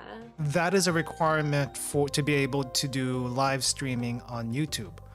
Live streaming on the go. Well, specifically live streaming on like with a phone. Yes, that is a requirement And for you that. can monetize, right? Yeah, I mean that's nice too, but the But that's reason not the main goal the for me. reason why I haven't jumped into Twitch, because I don't know how it's going to do long term. I don't know if like long term it's nice for short term, but the visibility on there is like, okay, so the visibility to me has a couple of problems, at least from what I see. I don't you can probably tell me yes or no if this is true or not, or if I'm not thinking about this the right way. But as far as visibility, you don't really get recommended unless you're a big streamer. I think that's the one problem I hear a lot of. And if you get recommended as a small streamer, you gotta probably have at least 10 people to even be visible. I don't. In those big categories, yeah. I don't usually have that. Medium-sized categories. Yeah, I don't usually Yeah, have that those really kind of depends numbers. on your category, I think. Yeah, Duolingo is good. It's so specific. It's like people wanted Duolingo. They came to the Duolingo category. You were doing Duolingo, and there's only 2 other people in there. yeah, So, but if you're playing a game, which a lot of people kind of do. get lost, I guess. Yeah, which a lot of people do. And also the thing is, I play so many random games that no one's ever heard of. That people don't search by, oh, I want to look up shooters. I want to look up Metroidvanias. No, they look for specific games, and they're not going to find you that way typically. Or like I'm looking for someone who's doing a first time playthrough or a retro game. It doesn't matter what retro game. It's like they just don't search like that. And you know what? That's perfectly fine. It's just that if you're trying to look for something specific, you're not going to find me specifically. And my thing is, I don't mind doing that kind of programming as far as little known games, because I like to explore games that are not as well known and look interesting to me. Those, because I feel like these could be good games and I feel like people should know about them.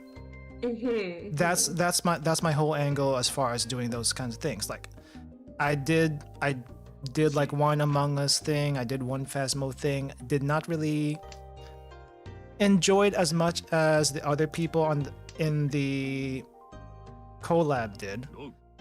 You didn't like being the imposter, Sosamogas? I actually enjoy being I actually like being imposter, but I'm very terrible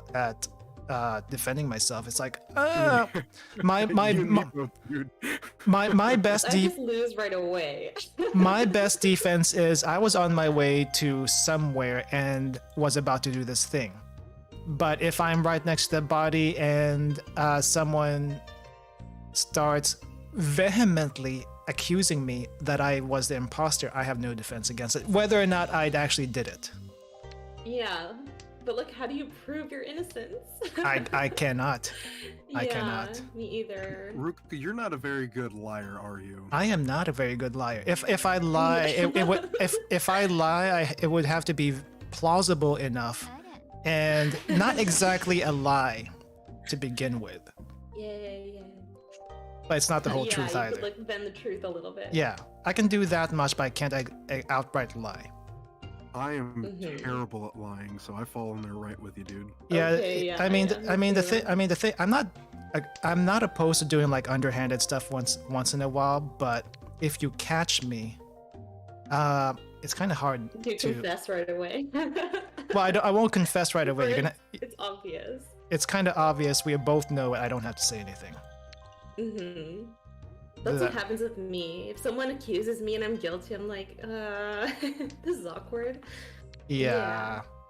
It's that kind Oh of man, thing. I just get a big old shit-eating grin smile. It's like, yeah, you got me. He's definitely guilty. Yeah, it's guilty.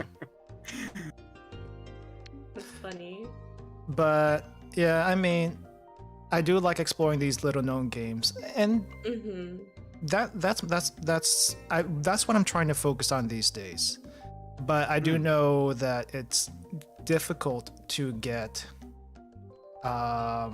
visibility that way unless someone has been camping that title since it was announced and trying to figure out, hey, is this something I want to play for myself? And once they figure that out, they probably won't watch anymore because they're gonna go experience it for themselves. So there's a couple of ways I'm thinking of going about it. Do I stream at release or do I wait at least a month and deprive myself of that excitement of actually playing it? Because these are things I actually do want to play, like very, very badly. And do it a month later so that there are people in chat who would actually be interested to see how you react to certain things. Because they've played it already. Yes. Hey Sky, welcome. Never played this game. Defense is perfect for imposter. I've actually done that once, but after the first game, it doesn't work anymore. Yeah. You can plead ignorance at first, but only then in the first after game. that, you need to come up with something better. Yeah. A little subject. Okay, Amy, I have a question for you. Do you know what the expression plead the fifth means? I do. That's when you don't have to say anything that would incriminate you, right? Yes. Correct. Okay. Yep. Yeah. I wasn't sure since Canada. I don't know if they have that in Canada or not. We actually don't, but I think a lot of us would assume that we do because we see it in movies all the time. Because it's such a common movie thing where the person's like, I plead the fifth. But like, we don't actually have that. I don't know. No, do the deep voice again. I plead the fifth. It's always some tough guy who's like, I don't have to say anything. It's like you don't have to say anything, but we know. We know. That was my tough guy impersonation. Beautiful. 10 out of 10. Thank you. I plead the fifth. I plead the fifth. But it's only because of movies. Like, we just get so much American media that we like. I guess just like, I mean, it's probably not all accurate, I'm sure, but we have an idea of all these concepts that are really not applicable to us. Yeah, I think that goes the same for anyone in the world, because like every drama ever where the person is gonna die because they can't pay the medical bills, that's like totally unrealistic in my context. Like, you can always pay your medical bills because the government pays it for you. But that's like a really common storyline. Like, that's Breaking Bad, right? Yeah, I think it was, yes. It is. Like, Breaking Bad couldn't that story wouldn't happen here because he would just have his treatment, or maybe his treatment wouldn't be fast enough. I don't know, but he would get it. Breaking Bad, I had to stop watching it because it stressed me out so much. Oh, really? It is kind of Yes. stressful. God, it's okay. There was an article I was listening to or watching. I can't remember, or listening to or reading. I can't remember. But it shows like Breaking Bad. You don't always necessarily enjoy the show itself. You enjoy surviving the show, getting past it. It's like horror Oh. games. Surviving the show. Oh yeah, yeah, like a horror movie, like or like a roller coaster. You like Like Game of Thrones. Or Game of Thrones, or Dead Space, games like that. Actually, yeah, a lot of games that are just like painful. Well, yeah. I think look painful. No one would choose to play Getting Over It unless they were actually that masochistic or because viewers want to see them in pain. That's really the only reason why you would play that. And then some people get good enough at that. It's like, whoa, okay, they're really good at this. I've never played it, so I don't like to be in pain. Which game were you talking about, Ruka? Getting Over It. Getting Over It. Let me You've never heard of it? This is one. Getting Over It. It's a guy stuck in a pot, and all he has is a sledgehammer It's so weird. go through obstacles. The worst part. It's really weird. The worst part of the entire game is the controls. Are they just really awkward? It is mouse control. Oh. Okay. Have I have any seen of you this game before, but I didn't know put a name to it. have any of you guys ever heard of QWOP? No. Yes, I know What? Co-op. It's the same guy that made QWOP. I believe made Gotcha. that game.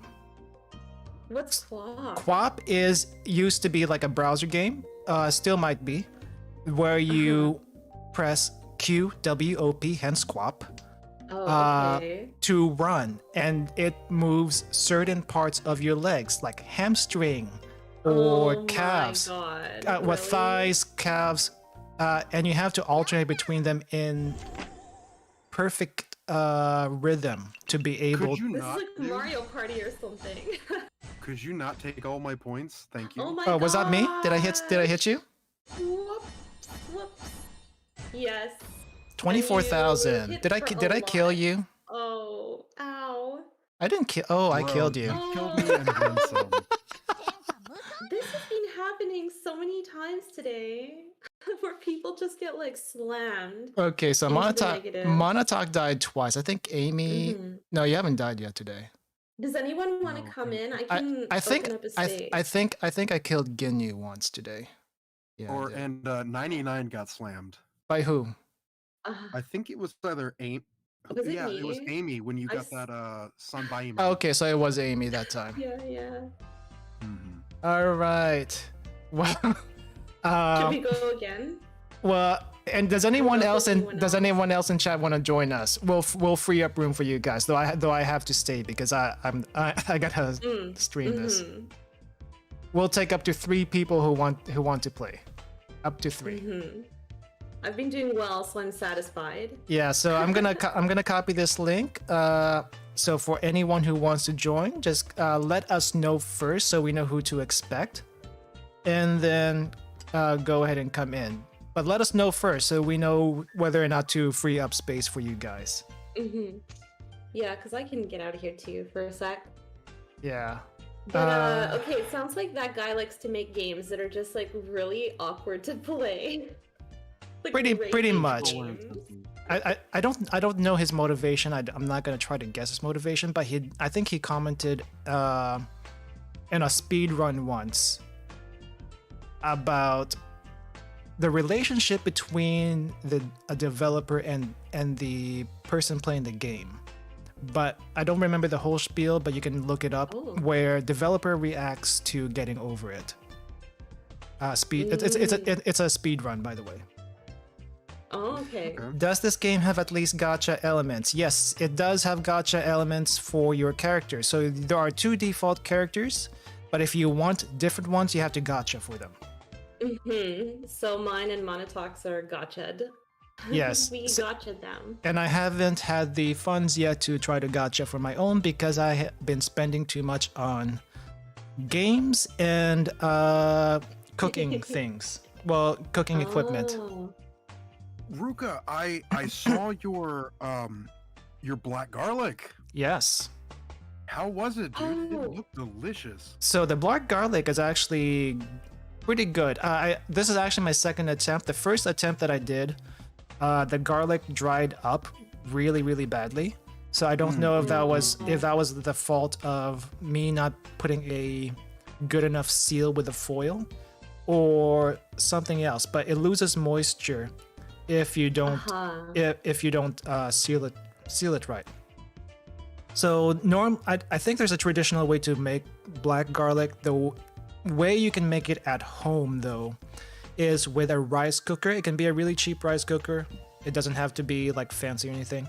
But I think it has to hit a certain temperature. I think I want to say between 95 to 120 degrees Fahrenheit is the temperature you want to shoot for. Double check online because there are instructions for this.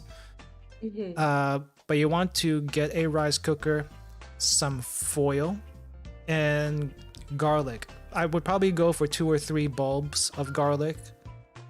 Maybe 2 if you want to start with, but it's gonna take you a lot of time. The shortest amount of time you can do for black garlic, I think, is 14 days. What? 8 to 14 days, because it needs. Yes. Is it just black because it's burnt? It's black because it is caramelized and fermenting. And fermenting. So there's a little bit of fermentation going on here. But it has to first caramelize inside the garlic itself, and then it does a little fermentation in the process. Somewhere once it gets a little bit black. So you don't really want to. Drunk up garlic? No, you can't. I mean, it does have a balsamic flavor by the end of it, but I don't think you can get drunk off it. Now, technically, anything with sugar can turn into alcohol, but I don't think you would probably have to eat a lot of this if there is any alcohol content to get drunk off it. I don't think it would take a while, maybe too. I don't know. I wonder. I mean, it's garlic. If you really want big black garlic, try to find an elephant garlic. I haven't seen one around here, so I can't try it with that. But yeah, you do want to get a very good seal around the garlic, otherwise it will dry out the cloves. I did also something a little bit different this time around that I didn't do the first time. Was I added some water to the pot at the beginning of the cooking process, and so just to make sure that the garlic itself will possibly keep its moisture. I don't know if that did actually anything to this process, but this time around the actual cloves were squishy.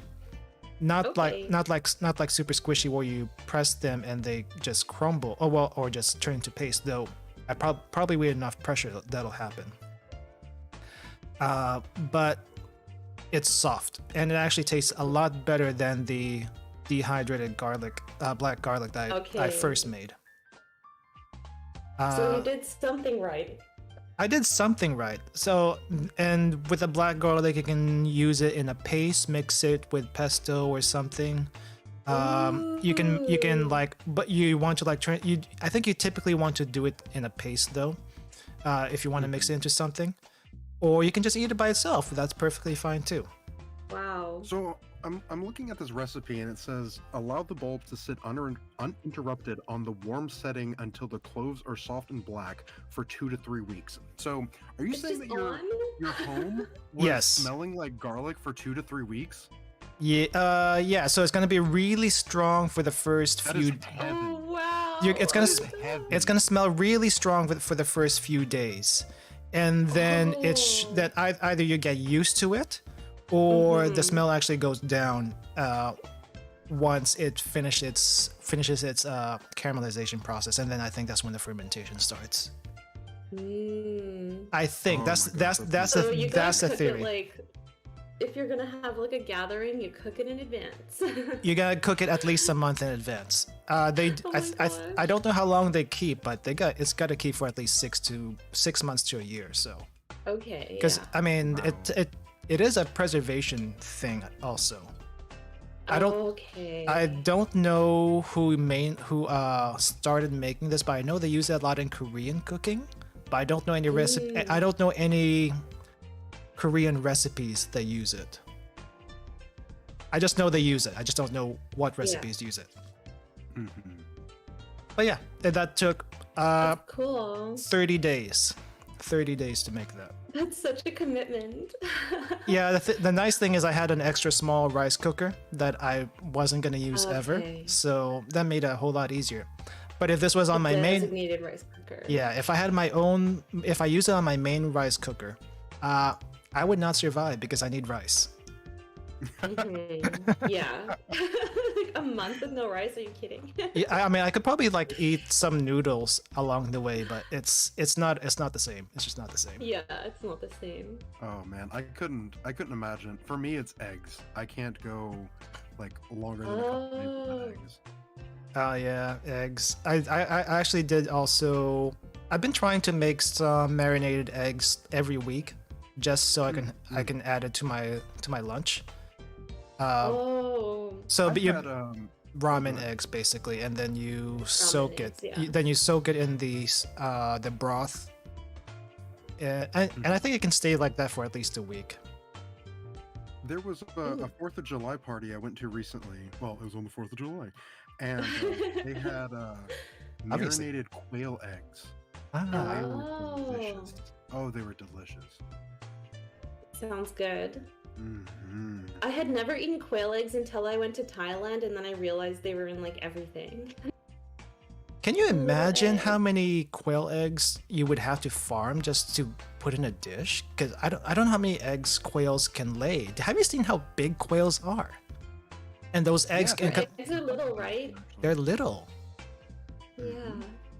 It's What like kind of marinade were they in? Do you know? Oh gosh, I do not know. I should have asked. It was yellow. So the outer shell had or not the outer shell, but it was a yellow egg. Uh-huh. Turmeric? So there's a group that's here in town called the SCA, Society for Creative Anachronism. Oh, And yeah, they- yeah. You know SCA? Oh, cool. I've never heard of I FCA. was briefly involved. My wife actually, she grew up in the SCA. Oh, that's awesome. Yeah, so the SCA, Ruka, is they take a certain time period, like an individual will take a certain time period and be like, I want to learn about this time period. I want to create a character for this time period and exist in that time period. Mm-hmm. So there's a couple of members here in town who they specialize in cooking in certain time periods.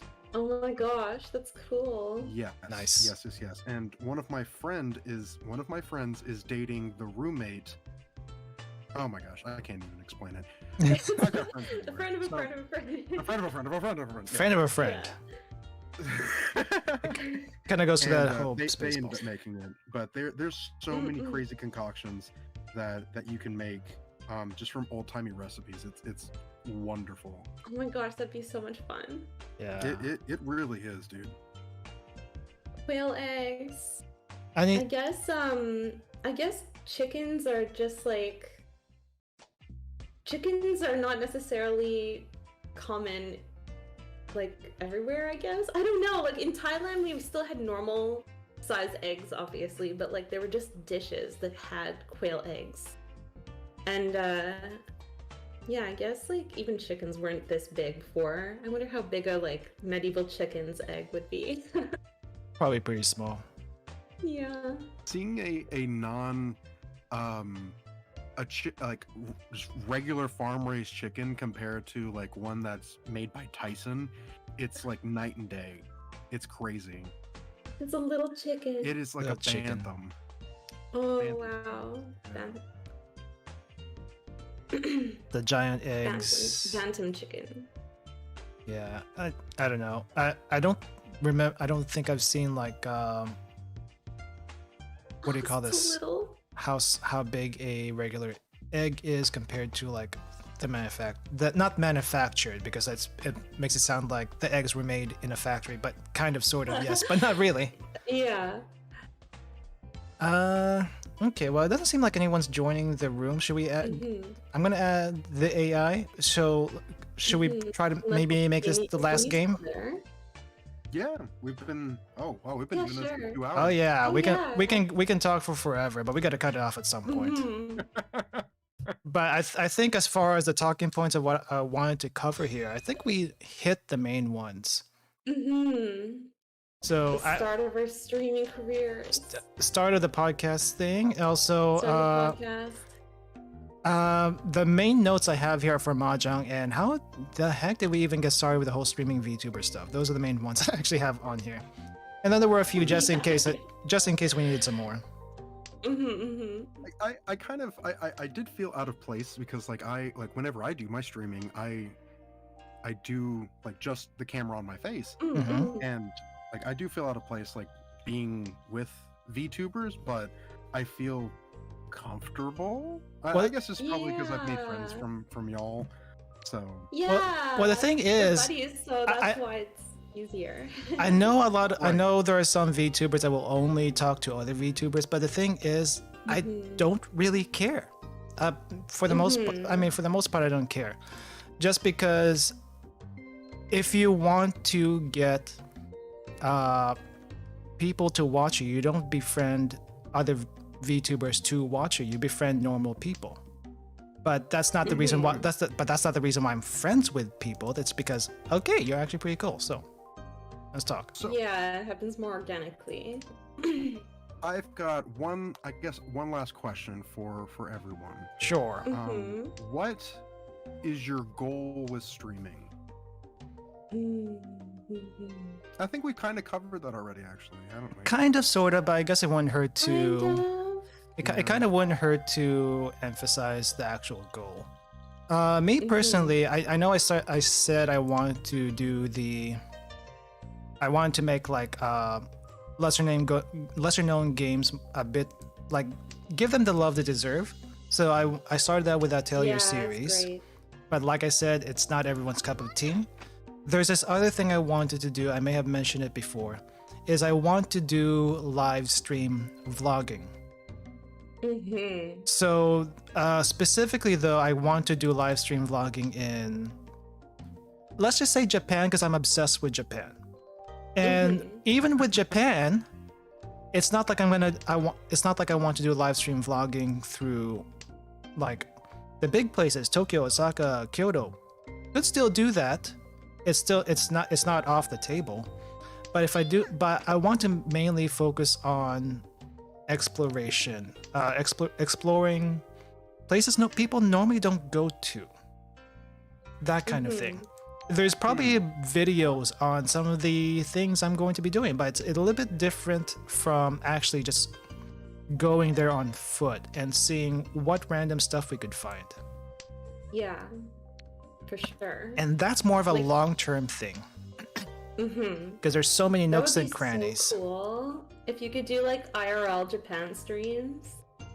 I mean- That's the kind of thing I sometimes watch too. Yeah, I mean, I know Just on some my own some people already do it, but they usually just do it in their local area, typically, Yeah, yeah. because it's hard to go anywhere.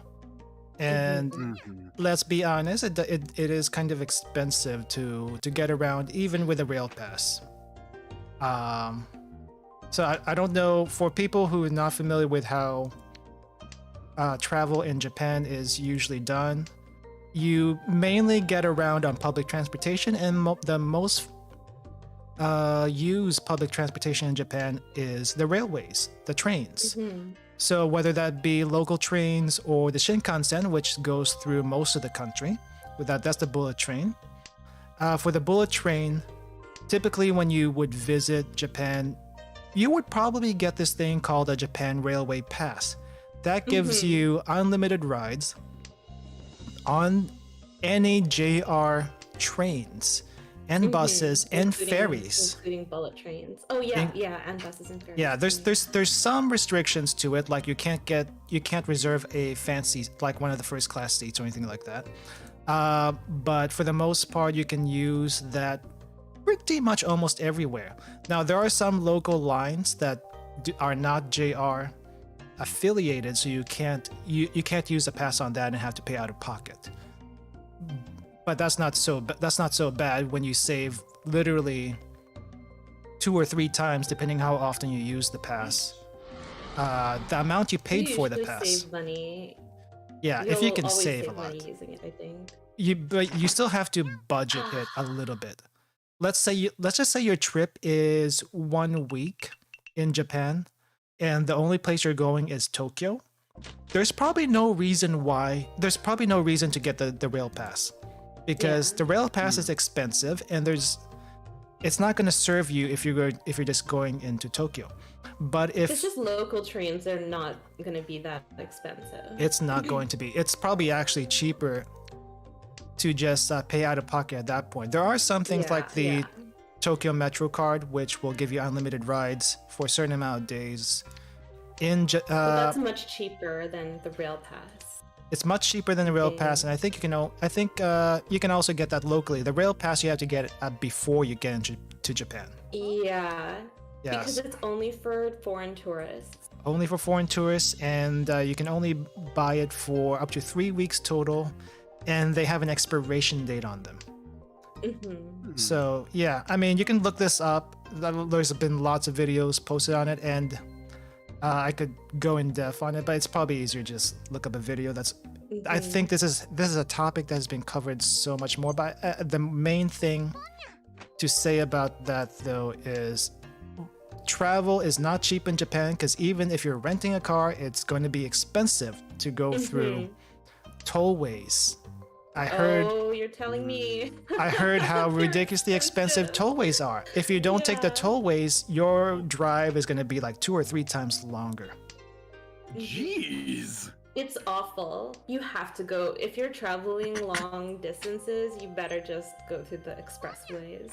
The nice thing, though, is I think if you do a rental car, you should. There's some rental companies that'll give you an unlimited pass on the car, like, so you can just go through the tollways and don't have to pay anything.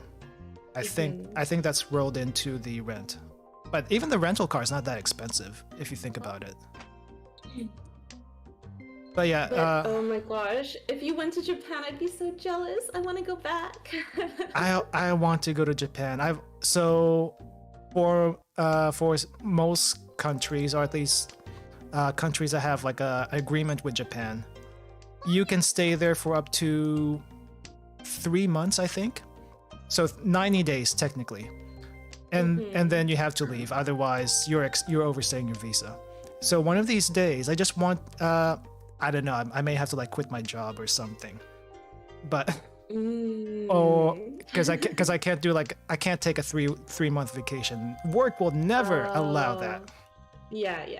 The most I've done is like the most I've done is like 5 weeks. Yeah.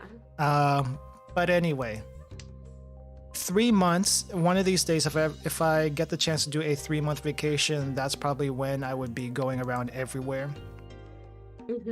But yeah, it's expensive, not just because of trains, because also you have to pay for the Airbnbs, the hotels, if you do hotels.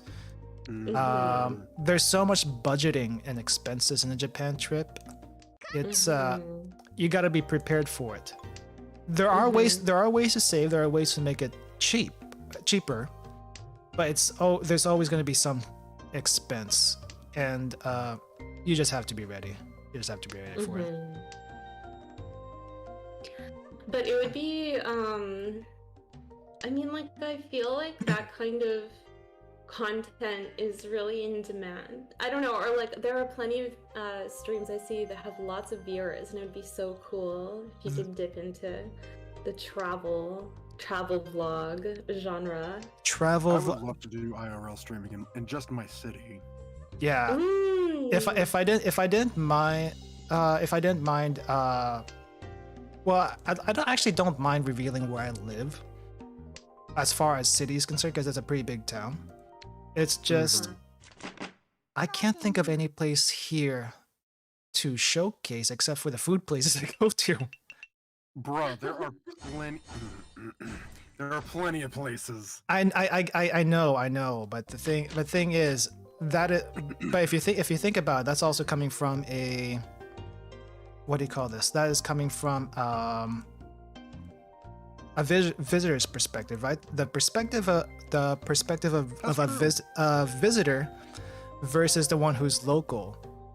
It's not gonna be usually the same for where you go. Now, some locals may know certain places that visitors don't know. That's all. That's probably more often likely than not if they actually bother to explore their town.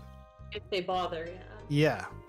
Which, let's face it, if you're a local, for the most part, you're not really going to do that because you're trying to just get by your everyday life.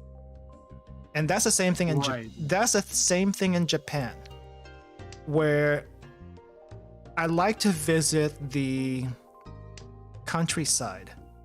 Now, I won't just go to any countryside. Like, I know there's like towns that have absolutely nothing going in them.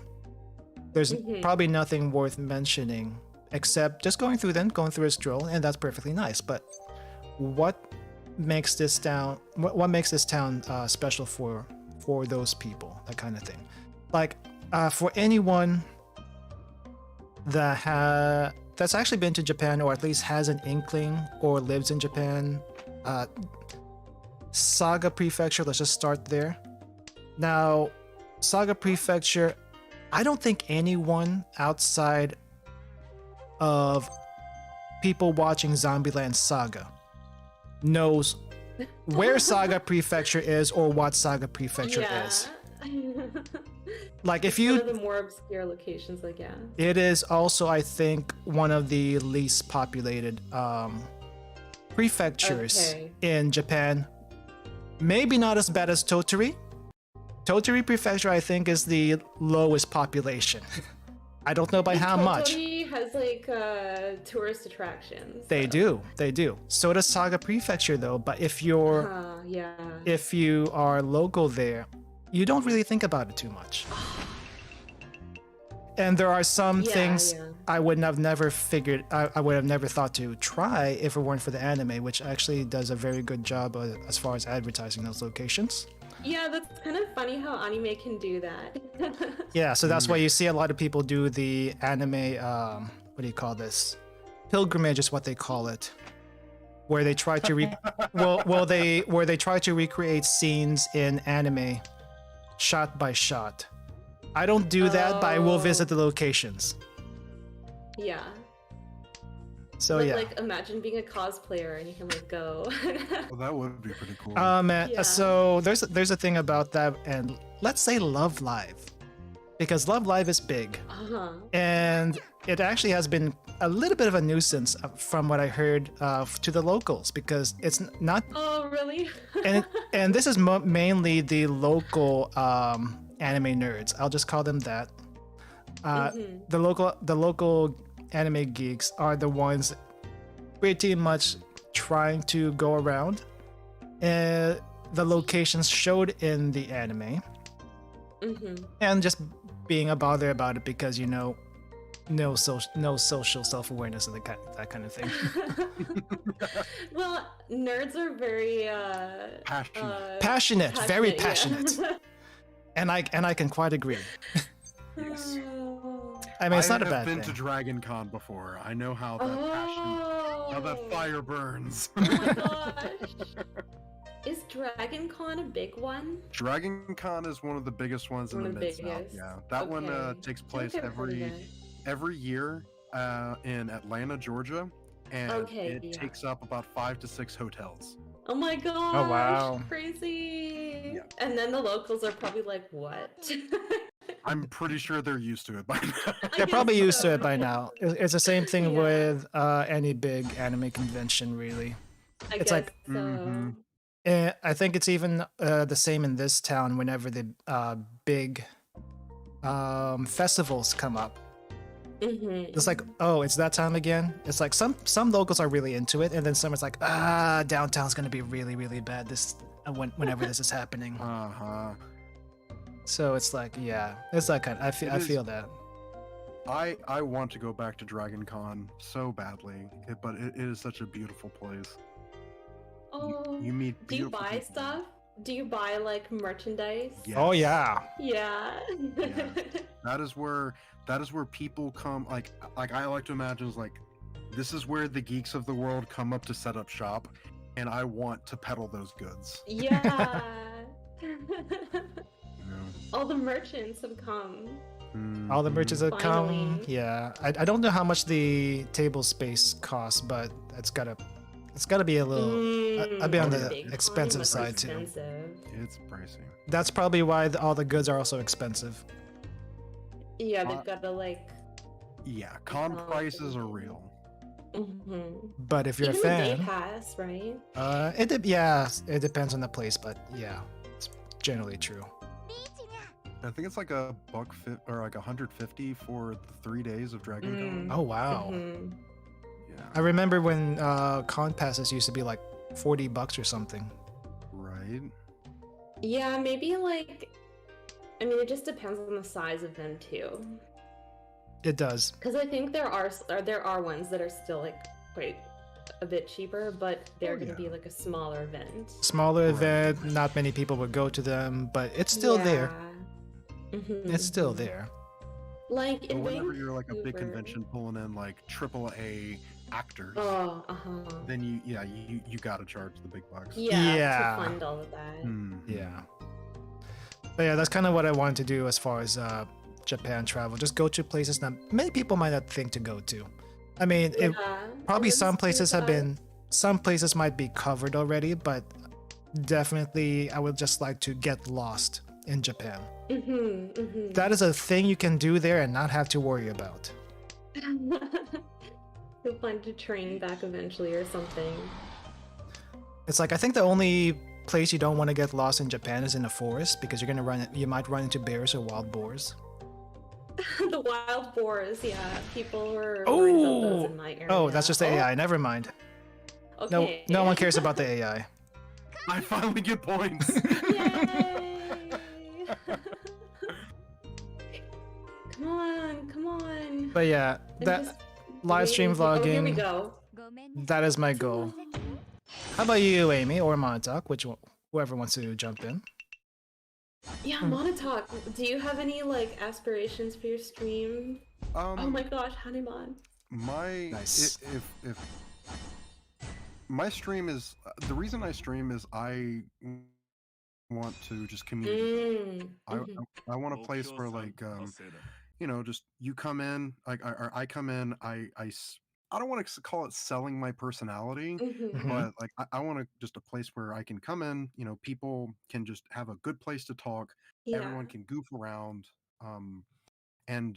but when it comes to my streaming, like I really will stream whatever I want to do. And if I get famous off of it, cool, but that's not I want to do streaming for me. Yeah. That's kind of how I feel too, except at the same time I'm bleeding money from all the assets I've spent stuff on. I'm not sure if anyone knows how expensive. Let's just forget VTubing, just streaming in general. There's the computer. There's the computer you probably need to upgrade because it hasn't been upgraded in the past 5+ years. There's the mic you probably need to get because you probably don't have a mic. And then a camera, depending on quality of camera you want to get, and then getting your table set up just to be able to stream. And then eventually you figure out, oh, this mic's actually not that great. Let me upgrade that. Yeah. And then let me also get let's get this XLR mic, because USB mics are not really that great. They're good to start out with, but you do hear that huge difference between the XLR and the USB mic. And then this I use XLR. Yeah, and then this XLR mic is actually much better than the XLR mic I'm currently using because it's so cheap. That kind of thing. and then it just keeps piling on. But then at some point you got to say, okay, this is good enough for now. Good enough. It's good enough. Yeah. This is good enough for now. I will upgrade when it's like worth it because more people are coming or you're actually getting money off it. Mm-hmm. One of those things. But a part of you also says, in this case, I'm going to switch back to VTubing now because it's probably more relevant there. I'm not really satisfied with my model. I'm either going to rebrand or I want to get it updated somehow. Not necessarily a rebrand, but I want to get it updated somehow. Well, VTubers can go a little bit like crazy rebranding and stuff. Yeah, I've done it too, but luckily I can just do it for myself a little bit. Yeah, and I'm lucky enough to have some disposable income to where I can afford to have people do it for me because I don't have time to do it for myself, which is the whole crux of just doing things. Like I can make some simple things for myself, like opening, ending, maybe music, maybe maybe some overlay stuff. But otherwise, I will probably shop around for some things I can't quite do as well, and see if I can get some value out of that. Some people spend boatloads of money on like a what do you call this? On a very well designed character and rig, and then 3 months later drop out of the scene. That's happened a lot. Yeah, I mean, for one reason or another, that's happened a lot. Either because they burned out, or they found something else they wanted to do, or they figured, oh, well, this is actually not for me. That kind of thing. Yeah. So, I don't know.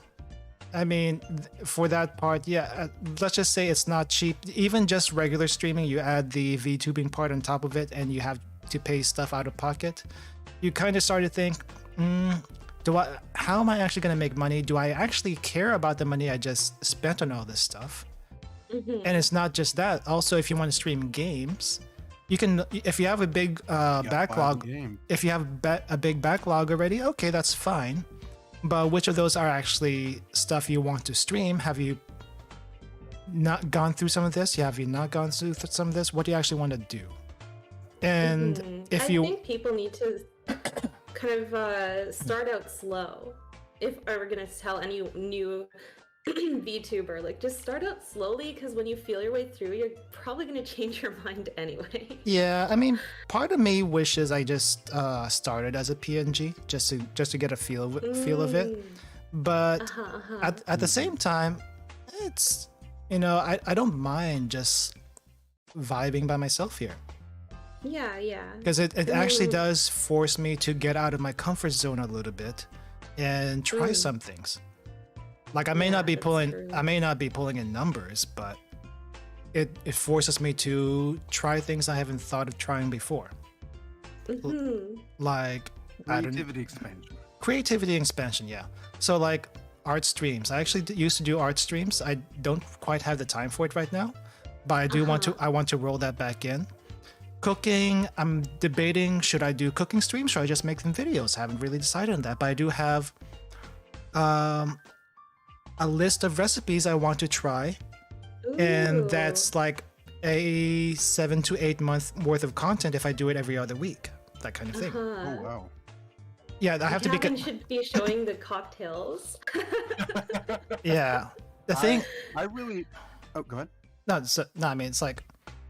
your cocktails have been nice. It's nice to look at. It's just that,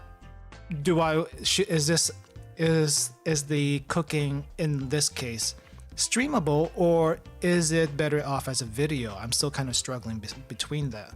Like for maybe for something like a cocktail, maybe that'd be better off as a video, and then you can present that. You can present that however you want.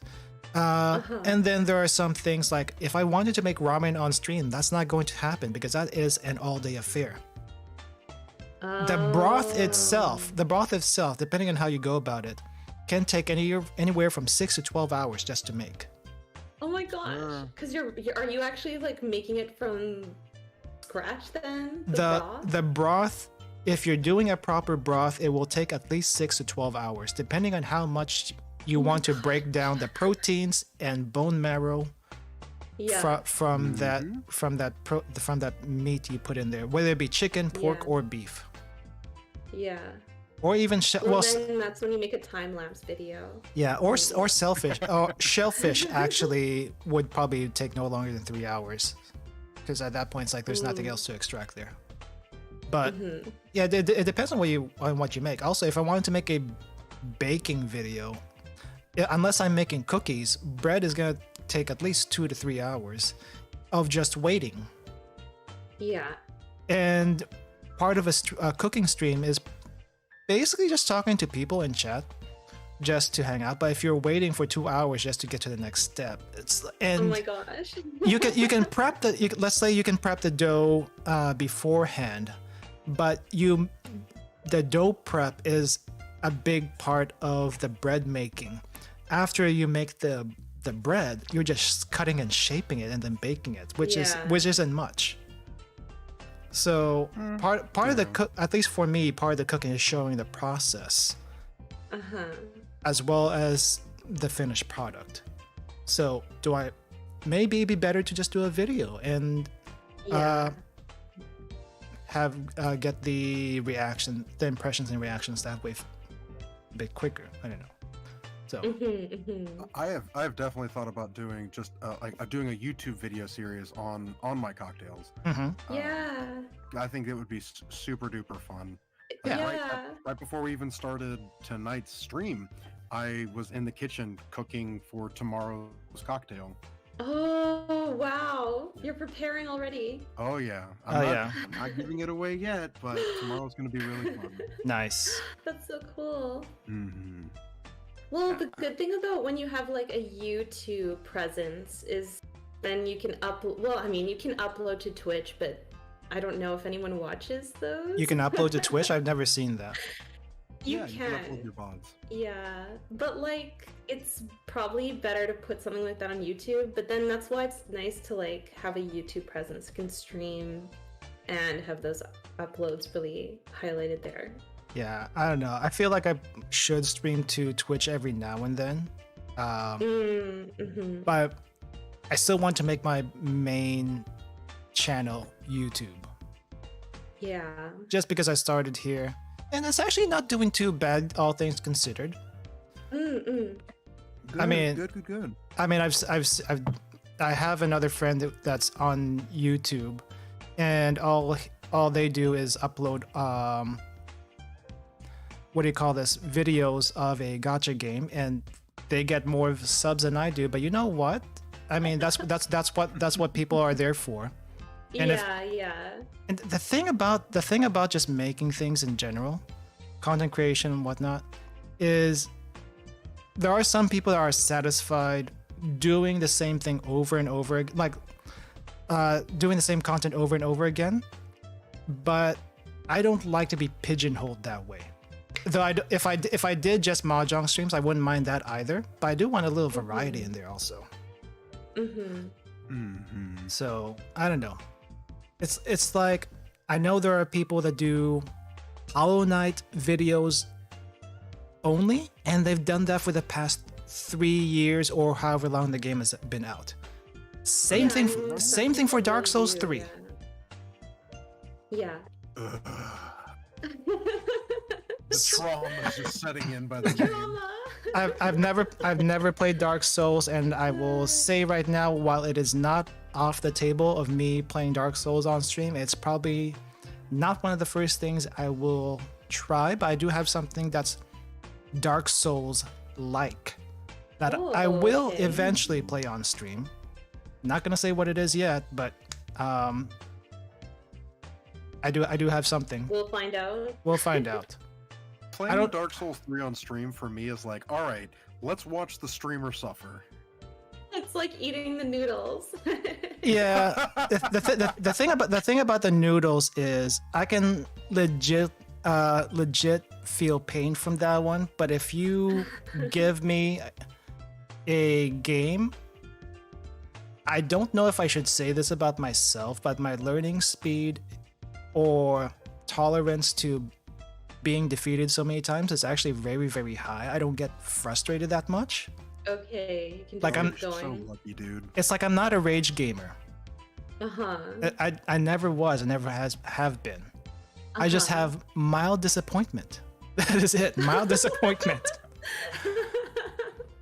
So calm. It's Oh, you're yeah. so lucky.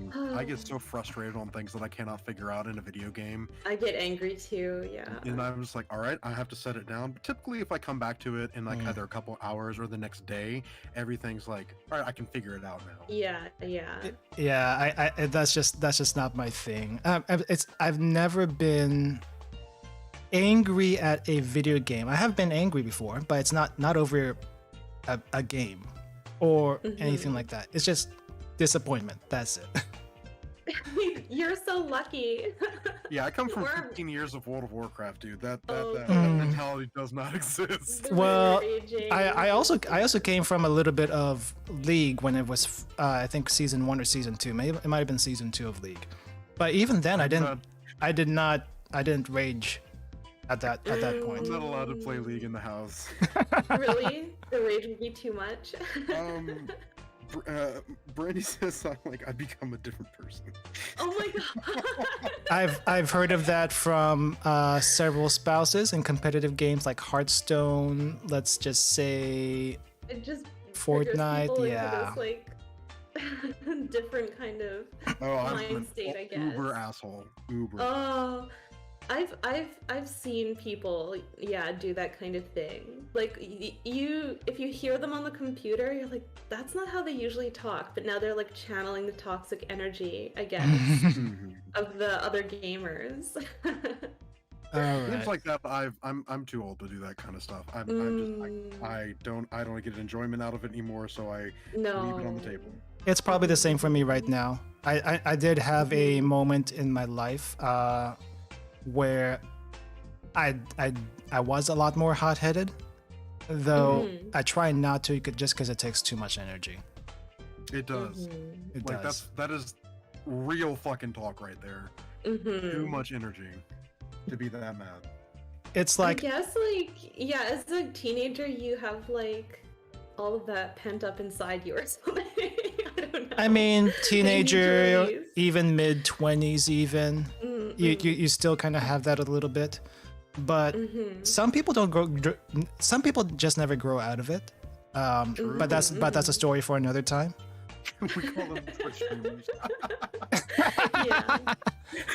Did someone actually say? Oh no, no one actually said that. You said that. No. Yeah. Yeah. I think, like, I mean, and it doesn't help that the audience encourages it. Yeah, yeah. So part of me wonders, is it actually for show or is it not? But like I said, that's I a mean, story it's for probably, another like- time. Yeah, yeah.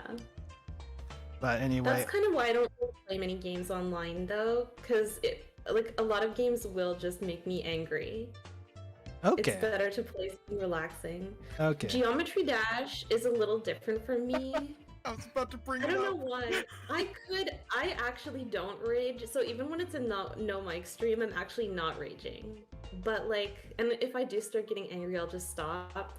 But with music games, like I used to play Dance Dance Revolution, I Uh-huh. will usually just be relentless with those. I'm like, can't need to focus in, you know?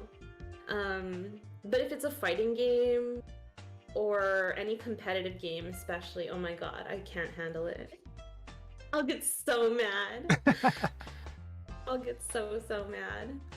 All right. I think we'll just cut that off for today since Yeah. we gotta save topics for next time. Also, I think we pretty much covered everything we needed today. So Mhm. I think thank you guys all for joining us today. Hope you enjoyed our talk.